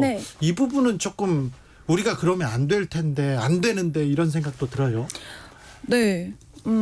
일단 저는 시간이 지나면 지날수록 참사의 유일한 원인은 군중 밀집을 관리하지 못하는 것이다가 더욱더 뚜렷해지고 있거든요. 그래서 이 부분에 대해서 명확한 책임을 지는 멋진 어른이 여전히 나타나지 않은 거에 대해서 심히 유감스럽습니다. 그렇죠. 우리 사회를 위해서라도 좀 더 안전한 세상을 위해서 좀 우리가 책임을 더해야 됩니다. 3123님께서 누군가는 벌써 1년이라고 하겠지만 참사를 겪은 생존자와 유가족들에게는 그 1년이 얼마나 고통과 그리움의 시간이었을까 생각해 봅니다. 더 이상 참사를 정치적 논란거리로 만들지 말고 응어리진 상처 보듬었으면 좋겠습니다. 이렇게 얘기하는데 대다수의 거의 모든 국민들이 이렇게 이 참사를 그렇게 보고 있고요. 네, 좀 미안하게 생각하고 또 감사하게도 생각해요. 잘 계시니까. 책을 이렇게 써 내려가면서 좀 어려웠던 점 있어요? 책을 쓰는 과정 그 시기 자체가 그런 건 있더라고요. 그 트라우마는 정말 좋은 선생님을 만나서 잘 극복했어요. 아, 그래요? 네. 근데 트라우마가 가고 나니까 우울증이 오더라고요. 정말 예상하지 못하게. 근데 하필이면 우울증이 가장 심한 시기에 이 지필 과정이 맞물려서 그럼 그때 기억을 막 곱씹어야 되겠네요. 그래서 그게 정말 힘들었어요. 끝나고 나니까 이제 좀 더 나아졌어요? 네. 그렇습니까? 정말 신기하게도 그 원고를 탈고하고 진짜 힘들어하고 정말 슬퍼하고 나니까 오히려 이제는 아무렇지 않게 네. 그 참사를 더 정면으로 바라볼 수 있게 된 것 같고. 그게 훌륭한 거라니까. 네. 그게 어려운 건데. 네, 그래서 이제는 더 이상 힘들지 않아요. 힘들지 그렇습니다. 않고 더 제대로 볼 수 있고. 네. 그래서 이제 이렇게 인터뷰도 할 수 있는 것 같아요. 네. 그런데 아까 트라우마를 선생님의 도움을 받았다고 했는데 네. 어땠어요? 그 도움이 많이 됐습니까? 저는 도움이 많이 된 게 아니라 선생님이 없었으면 아마도 지금까지도 트라우마가 지속되지 않았을까 싶어요. 그 어떤 좀 터닝 포인트라든가 어떤 계기 같은 게 있지 않았어요? 트라우마를 극복하셨다. 할 때. 예. 아, 이렇게 선생님을 만나면서. 그 선생님께서는 일단 제가 과학에 죄책감을 갖는 것에 예. 대해서 약간 망상가도 같다고 하셨어요. 망상이다. 네. 그러니까 너의 잘못이 아닌 것. 잘못이 아니잖아요. 네. 잘못한 게 없어요. 네. 네. 그래서 사회의 책임을 개인의 책임으로 과학에 돌리고 있다라는 것을 2달 내내 계속 강조하셨는데 네. 그걸 그렇게 받아들이지 못했어요. 네.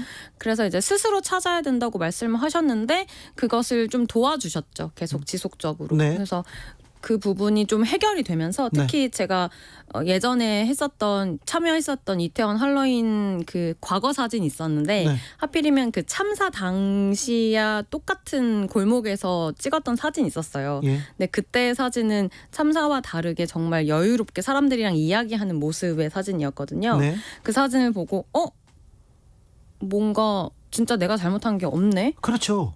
그거를 사진을 보고 알았어요. 과거 사진을 보고. 네. 그거 그때 선생님께서 도와주셔서 네. 진짜 내가 잘못한 게 없구나라고 깨닫고. 그렇죠. 네. 초롱 씨의 잘못이 아닙니다. 네. 그 젊은이들의 잘못이 아니에요. 네, 그래서 그때 그 자리에 있었을 뿐입니다. 네, 네. 그렇습니다.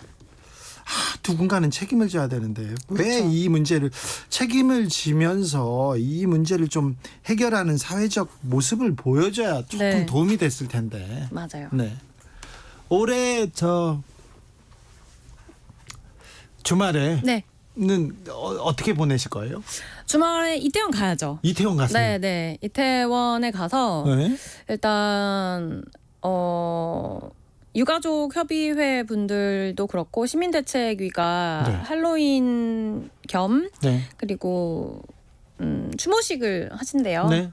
그래서 거기에 참여할 거고요. 그리고 상인분들이 외롭지 않으셨으면 좋겠어요. 아, 그러게요. 그래서 상권이 그러니까 우리나라 사람들이 추모의 방향을 좀 잘못 잡고 계신 것 같은데 네. 가게를 문을 닫아야 된다, 뭐 추모하는 의미에서 가지 말자라고 하시는데 저는 정반대로 생각하고 있거든요. 이태원에 가서 오히려 같이 얘기하고 네, 네. 상인들하고도 같이 지내고 네, 네, 네. 즐겁게 지내면서 네. 상인분들이 경제적 타격으로 오히려 그 짐을 지지 않으셨으면 좋겠어서 네. 오히려 경제적 소비를 좀 하려고 합니다. 네. 그래서 맥주 먹고 오려고요. 아, 가서? 네. 좋은 생각이네. 네, 네, 네. 가고 싶다. 따라가고 싶다. 그래서 볼 이런 데다가 스티커를 유가족 협의회에서 붙여주신대요. 뭐라고? 할로윈 그 기념 네. 스티커를 볼에다 붙여주신다 그래서 네. 그거 붙이고 맥주 먹고 오려고요. 아, 그래요? 네. 지나가다 만나면 인사합시다. 네, 알겠습니다. 자, 그런데 네. 남은 사람들, 가족들 네. 그냥 이렇게 버티기도 쉽지 않은 그런 시간들이었잖아요. 네. 근데 그 옆에 와가지고 막 조롱하고 모욕하고 그런 사람들 보면 네. 정말 인간이 그러면 안 되는데 제가 방송에서 그러면 안 된다고 인간이 그러면 안 된다고 했거든요. 저를 막 고소하고 그랬어요. 지금 경찰서에 가 있어요. 그 사건이. 근데 그런 사람들 옆에서 보잖아요. 네. 그때는 어떤 생각 들어요? 그때는 한창 제가 아플 때여서 네.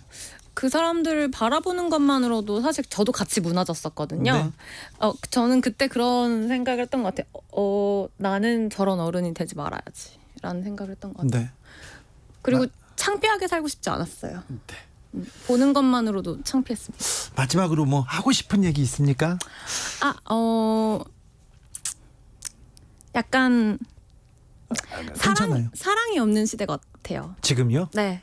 그래서 뭔가 사랑하는 마음으로 뭔가 깊은 사랑이 아니더라도 작은 사랑이어도 좀 살만한 세상일 것 같다? 이런 생각을 좀 해요. 제가 책을 쓰면서 사인본을 드리잖아요. 네. 그래서 앞에다가 인생이 참 아름답지 않나요? 저는 이걸 깨닫는데 참 오래 걸렸습니다라는 멘트를 써드리는데 네. 그거를 깨달으니까 행복하던데 네. 사랑이 조금 더 있으시면 깨닫는데 어렵지 않다라는 말씀 그래요? 드리고 싶습니다. 사랑이 필요합니까? 네, 그렇습니다. 네. 인생은 아름다운데 그걸 깨달아야 됩니까? 네. 네. 잘 알았습니다. 새겨 듣겠습니다. 선생님, 제가 참사 생존가인가요? 작가 김초롱 씨 만났습니다. 감사합니다. 감사합니다. 네. 이태원 참사가 발생한 지 150일째 되는 오늘 유가족들이 특별한 버스에 올랐습니다. 진상 규명을 위한 특별법을 제정해 달라면서 전국 곳곳을 직접 찾아 나서기로 한 우리 아이가 억울한 일을 당해서 엄마가 대신 싸워주러 나간다는 마음으로 가요. 이태원 참사 발생 300일을 불과 이틀 앞두고 유가족들이 산보일배에 나섰습니다. 한 번 덜 할 때 아이 어렸을 때 모습 생각하고 또 한 번 할 때 아이 커갈 때 모습 생각. 참으로 길고 힘든 싸움입니다. 진실을 규명하는 것이 이렇게 힘들어야 하는 것인지 이해할 수가 없습니다. 우리 아이들의 마지막을 알고 싶어하는 부모의 마음, 억울한 죽음이 외면당하고 왜곡되지 않게 지켜주고 싶은 마음, 그 마음들이 모여서 특별법을 외치고 또 외쳤습니다.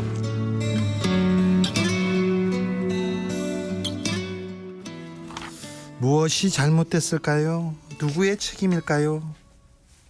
1년이 지나도 밝혀지지 않습니다. 피해자 유족들이 진실을 밝히기 위해서 지금도 거리에 서 있습니다. 그런데 정치적이라고 손가락질을 받기도 합니다. 자, 이분들의 1년은 어땠을까요? 과연 받고 있을까요? 받을 수 있을까요? 이태원 참사 희생자의 부모님입니다. 고 오지민 씨의 부모님 오일석 김은미 씨 모셨습니다. 어서 오세요. 네, 안녕하십니까. 신민영 국가정신건강센터 트라우마 센터장도 모셨습니다. 어서 오세요. 네, 안녕하세요. 고생이 많으십니다. 네. 벌써 1년입니다. 네. 1년이 어땠어요? 네, 지옥 같았지. 이 얘기할 텐데 1년 그래도 훌륭히 잘 계셨습니다. 아버님. 예. 제가 이제 지금 나이가 50대 중후반인데요. 제가 지난 세월 중에 가장 슬프고 긴 1년이었습니다. 네. 감히 상상할 수도 없는 그런 시간이었죠. 그런 생각이었겠죠. 네. 근데 1년 동안 참 훌륭하셨습니다. 고맙습니다. 어머님이 더 훌륭했어요. 저도 진짜 1년이 10년 같았고 네 100년 같았고 네. 시간이 너무너무 더디게 흘러가는 시간이었고요. 매일 눈 뜨면서부터 잠들기 전까지 지민이 생각을 하고 그러고 생활하고 있어요. 지민이는 어떤 아이였습니까? 지민이는요. 네. 97년생 26살이었어요. 네. 당시. 그랬고 대학을 졸업하고 병원 업무과에서 2년 근무를 했어요. 예. 하고 애가 독립성이 너무 강해서 자기가 이제 스스로 돈을 모아가지고 독립을 했어요. 그 25살에 독립을 했어요. 네. 네. 그랬고 집 근처에다가 네. 되게 쾌활하고 밝고 되게 사랑스럽고 네. 친구가 굉장히 많고 네. 하고 싶은 거 많았고 하고 싶은 거를 항상 실천하는 아이. 네. 뭐 서핑 좋아하고 네. 그림 그리는 것도 좋아하고 네. 제일 행복해하는 게 서점에서 하루 종일 책 보는 거. 그래요? 그런 거 좋아했어요. 네. 여행 좋아하고. 아이고 그렇게 눈에 넣어도 아프지 않은 그런 진짜 천사 같은 아이인데. 맞습니다. 참 사고 소식을 접하고 얼마나 고통스러웠을지, 그리고 어떤 일이 벌어졌는지 알고 싶은데 그걸 밝히기 위해서 거리에 있어야 됐을 때 얼마나 고통스러울지 묻기도 짐작하기도 어렵습니다. 네. 아이고 참. 센터장님. 네네. 네. 참사를 떠올릴 수도 없을 거예요. 가족 입장에서는. 근데 계속해서 괴로웠을 텐데 그 1년 옆에서 지켜보는 센터장님은 어떠셨어요? 마음이 아프죠. 네. 마음이 아프고 이제 그분들이 회복을 위해서 굉장히 노력하시고 네. 그런데 또 조금 좌절하시는 일도 많이 이제 벌어지고 그런 네. 것들을 지켜보는 게 저도 그냥 한 사람으로서 굉장히 마음도 아프고 응원하게 되고 그러는 1년이었던 것 같습니다. 네. 그런데 조금씩 나아지고 계십니까? 이렇게 물어봐도 되는지는 모르겠습니다. 계속해서 생각은 날 텐데 그래도 지민이를 위해서 이렇게 힘을 내셔야죠. 예. 네. 그러고 계시죠? 그럼요. 네. 저희 지난 1년간 이태원 참사 특별법 제정을 위해서 저희 가족들 모두가 거리에서 생활을 했거든요. 네. 정치권에서는 이거를 정쟁 대상으로 생각해가지고 특별법 처리를 계속 이제 미루고 있는데 저희 입장에서는 정부나 여당에서 이 참사를 유가족과 희생자를 중심으로 봐야 되는데 네. 본인들의 어떤 유불리 정쟁의 유불리로 보기 때문에 더 가족들의 마음이 힘들어지고 네. 그러고 있습니다. 슬퍼하기도 그냥 기억하기도 어려운 시간인데 근데 뭐가 어떻게 잘못됐는지 알아야 되겠고 어떤 책임을 져야 되는지 뭘 바꿔야 되는지 알아야 되지 않습니까? 그거를 가족들이 거리에서 외쳐야 된다는 것 자체가 말이 안 되잖아요, 어머님. 그죠? 네. 왜 근데 아무것도 밝혀지지 않는 걸까요? 저희들이 아무리 목소리를 내도 네. 저희는 거리로 나올 수밖에 없잖아요. 왜냐하면 지금 진상규명도 안 돼 있고 책임자 처벌도 안 돼 있고 그 와중에 저희들은 뭐 2차 가해, 뭐 3차 가해 그렇게 저희들한테 가해지고 있고 근데 목소리를 안 내면 들어줄 사람이 없어요. 저희들은. 그러니까 희생자 저희 유가족들이 왜 이 나라는 거리로 나설 수밖에 없는지를 이해를 못 하겠어요. 네. 네. 세월호 때 그렇게 보도. 네. 세월호 때도 그렇고 우리 참사 나고 오송 참사도 있었잖아요. 네. 해병대원도 네. 아까운 목숨을 잃었고 정말 저희도 대한민국의 국민이거든요. 네. 저희 아이들도 마찬가지였고요. 예. 그 아까운 생명을 지켜주지 못했으면 사과를 당연히 해야 되는 게 맞는 거고. 예. 네. 책임자 당연히 내려와서 자기 직분을 못했으니까 내려와야 맞는 거잖아요. 네. 네. 전혀 이루어지는 게 없어요 지금. 0328님께서 자식을 먼저 떠나보낸 그 시간 1년을 어떻게 버티셨나요? 저로서는 가늠할 수조차 없는 고통입니다. 고통이라는 단어로는 절대 표현조차 할 수 없는 건데 유가족분들께 마음을 다해서 위로의 말씀 전합니다. 국민들이 다 위로하고 응원하고 그렇습니다. 7910님께서는 지켜주지 못해 미안합니다. 159명의 국민들의 고통 속에 죽어가는데 정부는 책임자는 뭘 하고 있었을까요? 얘기합니다. 심인영 센터장님, 이태원 참사 이런 참사를 전 국민이 봤잖아요. 전 국민이 봤습니다. 전 국민이 갖는 심리적 충격도 컸어요. 그리고 가족들의 충격은 말할 수 없었고요.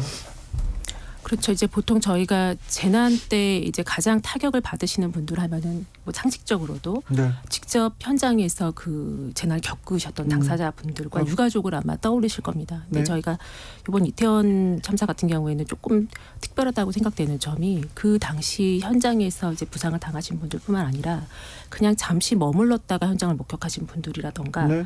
아니면 현장에 있지도 않았지만 SNS나 미디어를 통해서 현장을 접하신 분들이 굉장히 어떤 강한 트라우마 반응을 보이셨어요. 그래서 그런 게 참 이제 어떤 아무래도 접하는 그런 장면이라던가 그 사건 자체가 굉장히 자극적인 요소가 시각적으로나 또 네. 소리나 뭐 이런 것도 굉장히 막 사이렌 소리나 네. 그런 게 굉장히 아마 직간접적으로 경험하신 분들이 다들 굉장히 충격을 많이 받으셨던 그런 면에서 좀 달랐다. 네. 다른 재난과 좀 다른 점이 있었던 것 같습니다. 네. 우리 어머님 아버님은 전국을 돌아다니셨죠? 네. 국회 앞에도 많이 오셨고. 그럼요. 네. 옛날에는 그런 국회 안 와보셨죠? 처음 왔죠. 처음 왔어요? 네. 그 1년 동안 국회 앞에서 그리고 전국을 돌아다니면서 이 참사의 원인을 밝혀달라고 이렇게 떠돌아야 했습니다. 네. 국민들 만나보는 국민들은 어떤 반응이었습니까? 제가 진실버스를 타고 전국을 다녔거든요. 네. 10일 동안 13개 도시를 다녔는데 가는 데마다 시민들이 네. 진짜 많이 좀 가슴 아파하시고 네. 또 이제 때로는 또 그 무시하고 그러신 분도 있지요. 지역 나름대로 또 그런 게 있고. 네. 그래도 보면은 개인적으로 만나면 다들 슬퍼해 주시고 그래요. 네. 물론 뭐 단체적으로는 어떻게 할까 몰라도 네. 확실히 여러 도시를 다녀보니까 네. 그걸 느낄 수 있겠더라고요. 네. 그런데 저기 정치인들 만나보면 어떻습니까, 어머님? 정치인들이요. 눈앞에서는 되게 가슴 아파하고 네. 금방 해결해 줄 것처럼 말씀을 하세요. 아, 그래요? 안아주고 네. 돌아서면 네. 정말 남남인 것처럼. 예. 네, 모르세요. 달라진 게 없어요? 없어요. 네, 어? 저희들이 눈물로 호소하고 아무리 뭐 목소리를 내도 달라진 게 없더라고요. 네. 왜냐하면 여당 의원님들께서도 자식을 가진 네. 부모님들이 분명 계시거든요. 같은 마음일 텐데 네. 정치적으로 그러시는지 정말 참담하죠. 그럴 때는 저희들이. 0147님께서 유가족의 슬픔이 어떻게 정치적인가요? 어떻게 이념으로 판단할 수 있나요? 슬픔을 비난하지 말고 보듬어 줘야 됩니다. 보듬어야죠. 그럼 우리 사회는 0004님께서 죄송합니다. 미안합니다. 이 5글자 말하는 게 이 5글자 듣는 게 그렇게 어려울까요? 이렇게 얘기하는데 어머님 아버님은 더 그럴 거 아니에요? 그럼요. 네. 저희가 이 참사 때문에 이제 국회를 많이 왔잖아요. 예. 그러면은 국정조사 때나 청문회 때나 아니면 이제 국회에서 추모제도 했거든요. 네. 그때 보면은 대부분의 의원님들이 같이 눈물 흘려주고 손 꼭 붙잡고 다시 이런 일이 있으면 안 된다. 부모님들 억울한 거 없게 다 풀어주겠다. 분명히 약속들 하셔요. 네. 근데 이게 뒤돌아서면은 그냥 정쟁으로 바뀝니다. 그래요? 예. 안타까운 일이죠. 특별법은 통과 안 되고. 그렇죠. 지금 왜 경찰 수사는 특별수사본부까지 꾸려졌는데 왜 이렇게 안 되는 거예요? 그게 저희도 답답한데요. 애초에 시작부터 다수의 사람들이 꼬리 자르기 수사로 끝날 것이다. 예? 예상은 했잖아요. 네. 근데 뭐 수사 결과를 뭐 보더라도 윗선에 대해서는 수사조차 못하고 예. 일선 실무자들만 예. 다 수사를 해가지고 구속시키고. 네. 근데 지금 1년이 다 되도록 아직 1심 판결도 안 났거든요. 예. 그러다 보니까 그분들은 다 보석이나 구속만기로 다 석방되고. 네. 용산구청장 같은 경우는 지금 직무 복귀했잖아요. 네. 참 이런 어이없는 일이 벌어지고 있습니다. 어이없는 일이 벌어집니다. 근데 그 경찰들은 유가족 사찰이나 하고 있고 진짜 어이없는 짓을 하고 있습니다. 다 그 책임자들 다 처벌해야 된다고 제가 아까도 외쳤는데요. 참사가 벌어져가지고 슬퍼하고 있는데 또 2차 가해를 이렇게 저지르는 사람들이 있어요. 좀 느끼셨죠, 현장에서? 네, 저희 녹사평 분향소 차릴 네. 때부터 그 맞은편에 이제 보수 유튜브들 네. 계속 방송하고 정말 가슴이 찢어지는 부모한테 못할 맛 할 맛 정말 다 쏟아붓고 뭐 나라고 하다 죽었냐, 돈 더 달라고 떼쓴다, 정말 놀다 죽었는데 어떡하라고 그러는 거냐, 부모가 챙겼어야지, 가지 말라고 했어야지. 근데 이거는 저희 대한민국에 저희 아이들이 못 갈 곳이 없어요. 아니 그럼 네, 잘못한 게 아니에요. 잘못한 게 아니잖아요. 네. 네. 아니 놀러 오라고 홍보했잖아요. 용산구청에서도. 예. 네, 분명히 했고 저희 아이들 맛있는 저녁 먹으러 네. 오랜만에 친구 만나러 가야죠. 연인들하고 데이트하러 네. 그러고 간 거예요. 네. 그런 아이들을 갖다 그런 못된 프레임으로 씌워가지고 네. 저희 아이들 명예 실추시키고 네. 정말 있을 수 없는 정말 창피한 어른들이죠. 네. 저희들이. 부모 네, 가슴에 못 받고요. 네. 사람이 이러면 안 됩니다. 사람이 안 이러면 안 됩니다. 자, 센터장님, 이런 2차 가해는 어떻게 봐야 됩니까? 이제 저도 상담을 하다가 굉장히 많이 듣는 말이에요. 예, 그 저런 2차 가해 때문에 더 무너지기도 해요. 맞습니다. 오히려 사실 시간이 가면 갈수록 그런 문제가 더 커지는 것 같아요. 네. 처음에 받은 어떤 트라우마나 상실은 또 이제 좀 이겨내시는데 좀 좋아지시려고 하면은 또 옆에서 그렇게 들쑤시고 사실은 그런 게 나중에 보면은 회복에 더 안 좋은 영향을 미치는 걸 저희가 많이 느끼거든요. 근데 저는 그런 말씀은 좀 드리고 싶어요. 이제 과연 그 사람들이 정말 뭐 악마 같은 사람들이냐, 뭐 그렇게 우리가 생각하는 게 더 나을까?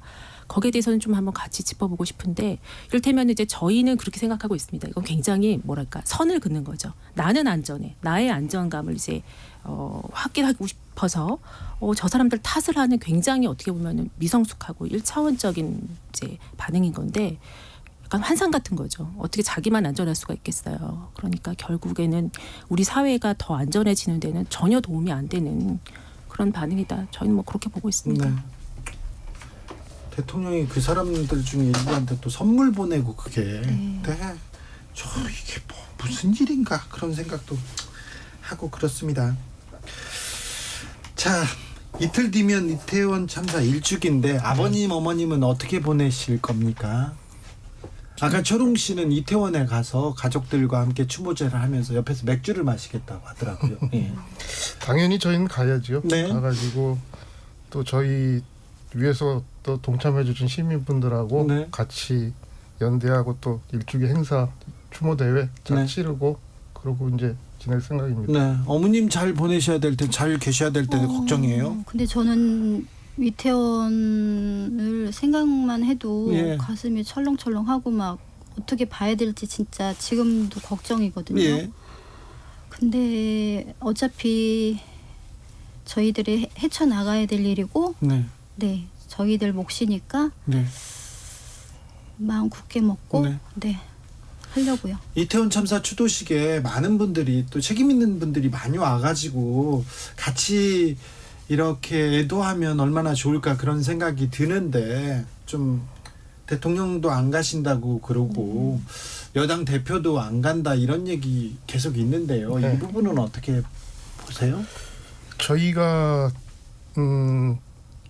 정치권 대통령님을 비롯해가지고 정치권 여야 뭐 의원 전체 그리고 종교계나 다 초청장을 돌렸거든요. 네.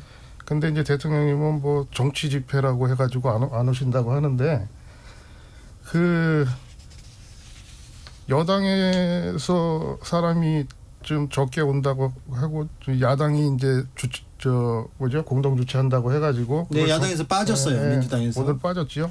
그거를 정치 집회라고 한 데에 대해서는 참 가족들이 많이 아쉬워하죠. 네.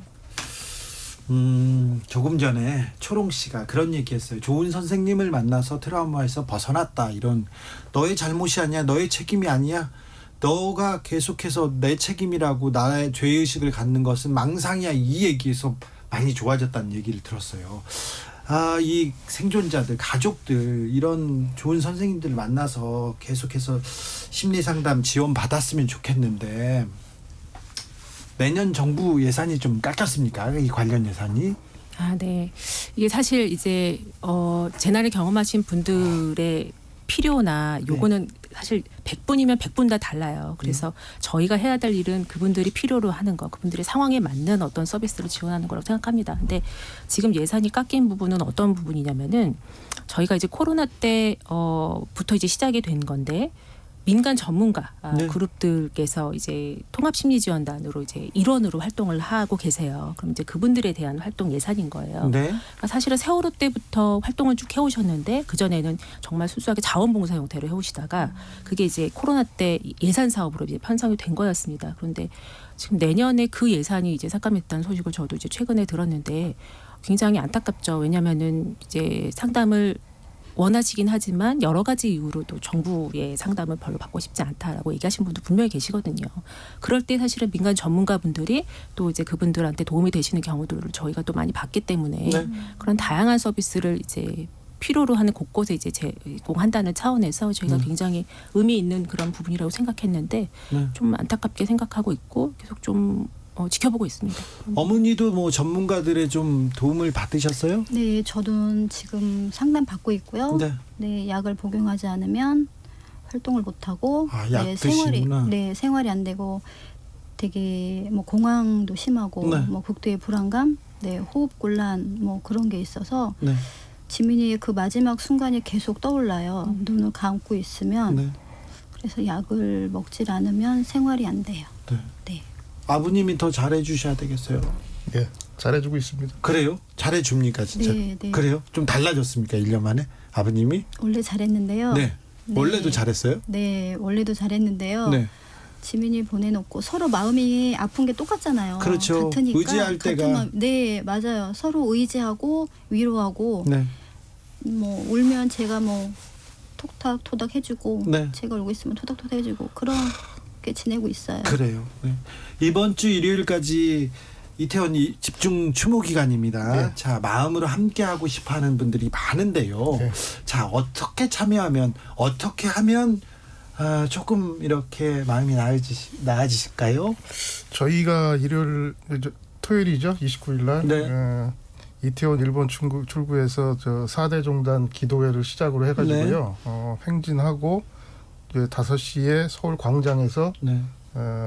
일주기 추모 대회를 합니다. 네. 근데 이제 아까도 말씀드렸다시피 이제 여러 군데 초대장을 돌렸는데 네. 그것보다는 일반 시민들이 많이 오셔가지고 네. 같이 이렇게 연대를 해주시면은 네. 그게 저희한테는 가장 큰 힘이 되고요. 네. 그리고 저희가 또 지금 추모위원도 같이 모집을 하고 있거든요. 네. 그거는 저희 이제 홈페이지 가시면은 자세하게 나와 있으니까 네. 그것도 좀 꼭 좀 부탁드리겠습니다. 알겠습니다.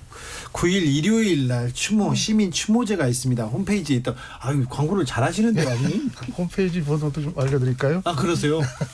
하는 김에 다 하세요. 네, 저희 홈페이지 주소가요. 예. 1029act.net. 네, 1029act.net입니까? 거기 들어가시면 자세하게 알 수 있습니다. 네. 1년 전에 어떤 일 하셨어요? 저는 덤프트럭 운전하고 있습니다. 지금은요? 1년 동안 놀고 있죠. 아, 그래요? 네. 생업은 어떻게 해요, 그럼? 근데 아마 우리 유가족들 대부분이 네. 다 마찬가지세요. 아니, 그래도 이게 가게는 이렇게 꾸리고 이렇게 뭐 지탱해야 될 거 아니에요? 그래도 여지껏 키워둔 아이가 어느 순간에 네. 연기처럼 사라졌는데 네. 뭐 일에 손이 잡힐 리도 없고. 그렇죠. 예. 부모 마음이 차라리 내가 대신 갔으면 예. 다 그 생각할 텐데. 그래도 이걸 빨리 특별법이라도 제정돼야 네, 네. 딸한테 미안함이 좀 덜 할 것 같아가지고. 그래서 그때까지는. 예. 네. 자, 많은 분들이 슬퍼하고 아파하고 같이 기억하고 연대하고 미안해하고 그렇습니다. 예, 아시죠? 예. 그래서 힘을 내주셔야 됩니다. 자, 국민들한테 또 어떤 분들한테 하고 싶은 말씀이 뭔지 한번 들어보겠습니다. 센터장님. 저는 저희 이제 2차가 얘기 굉장히 많이 하고 있는데 네. 정말 이제 사회가 인식이 바뀌어야 되는 부분이 저는 있다고 생각합니다. 네. 저희가 이제 상담하면서도 계속 많이 듣는, 심지어 재난을 직접 경험하신 분들도 많이 하시는 얘기 중에 하나가 이런 일은 남의 일인 줄로만 알았다. 이런 얘기 정말 많이 하시거든요. 아마 지금도 많은 분들이 그렇게 생각하고 계실 거예요. 근데 예. 저를 비롯해서 아무도 자유롭지 않죠. 네. 우리는 모두 재난으로부터 자유롭지도 않고 예. 재난은 혼자 힘으로 극복할 수가 없습니다. 그냥 재난의 정의가 그런 거예요. 예. 그래서 우리가 이제 내가 속한 사회나 국가나 뭐 지원을 받는 거는 시혜가 아니라 권리라는 거. 네. 재난이 워낙 그렇다는 거. 네. 그런 부분에 대한 인식이 이제 좀 바로 잡힐 때가 되지 않았나 그런 생각이 듭니다. 지민이 아버지. 네. 아까도 말씀드렸다시피 저희한테는 일반 시민분들의 연대가 네. 가장 큰 힘이 됩니다. 네. 여러분들의 많은 관심과 격려 부탁드리고요. 네. 특히나 이제 우리 159명의 별들 네. 꼭 기억들 좀 해주시고요. 네. 기억하겠습니다. 일주기 이후에도 계속 관심 좀 가져줬으면 좋겠습니다. 어머니. 네, 저도 마찬가지로 저희 아이들 꼭 기억해 주시고 네. 저희 가족들과 같이 연대해 주시면 더 힘을 얻습니다. 네, 세 분 감사합니다. 사업장 폐기물 처리 올바른 방법으로 하고 계신가요? 2023년 10월 1일부터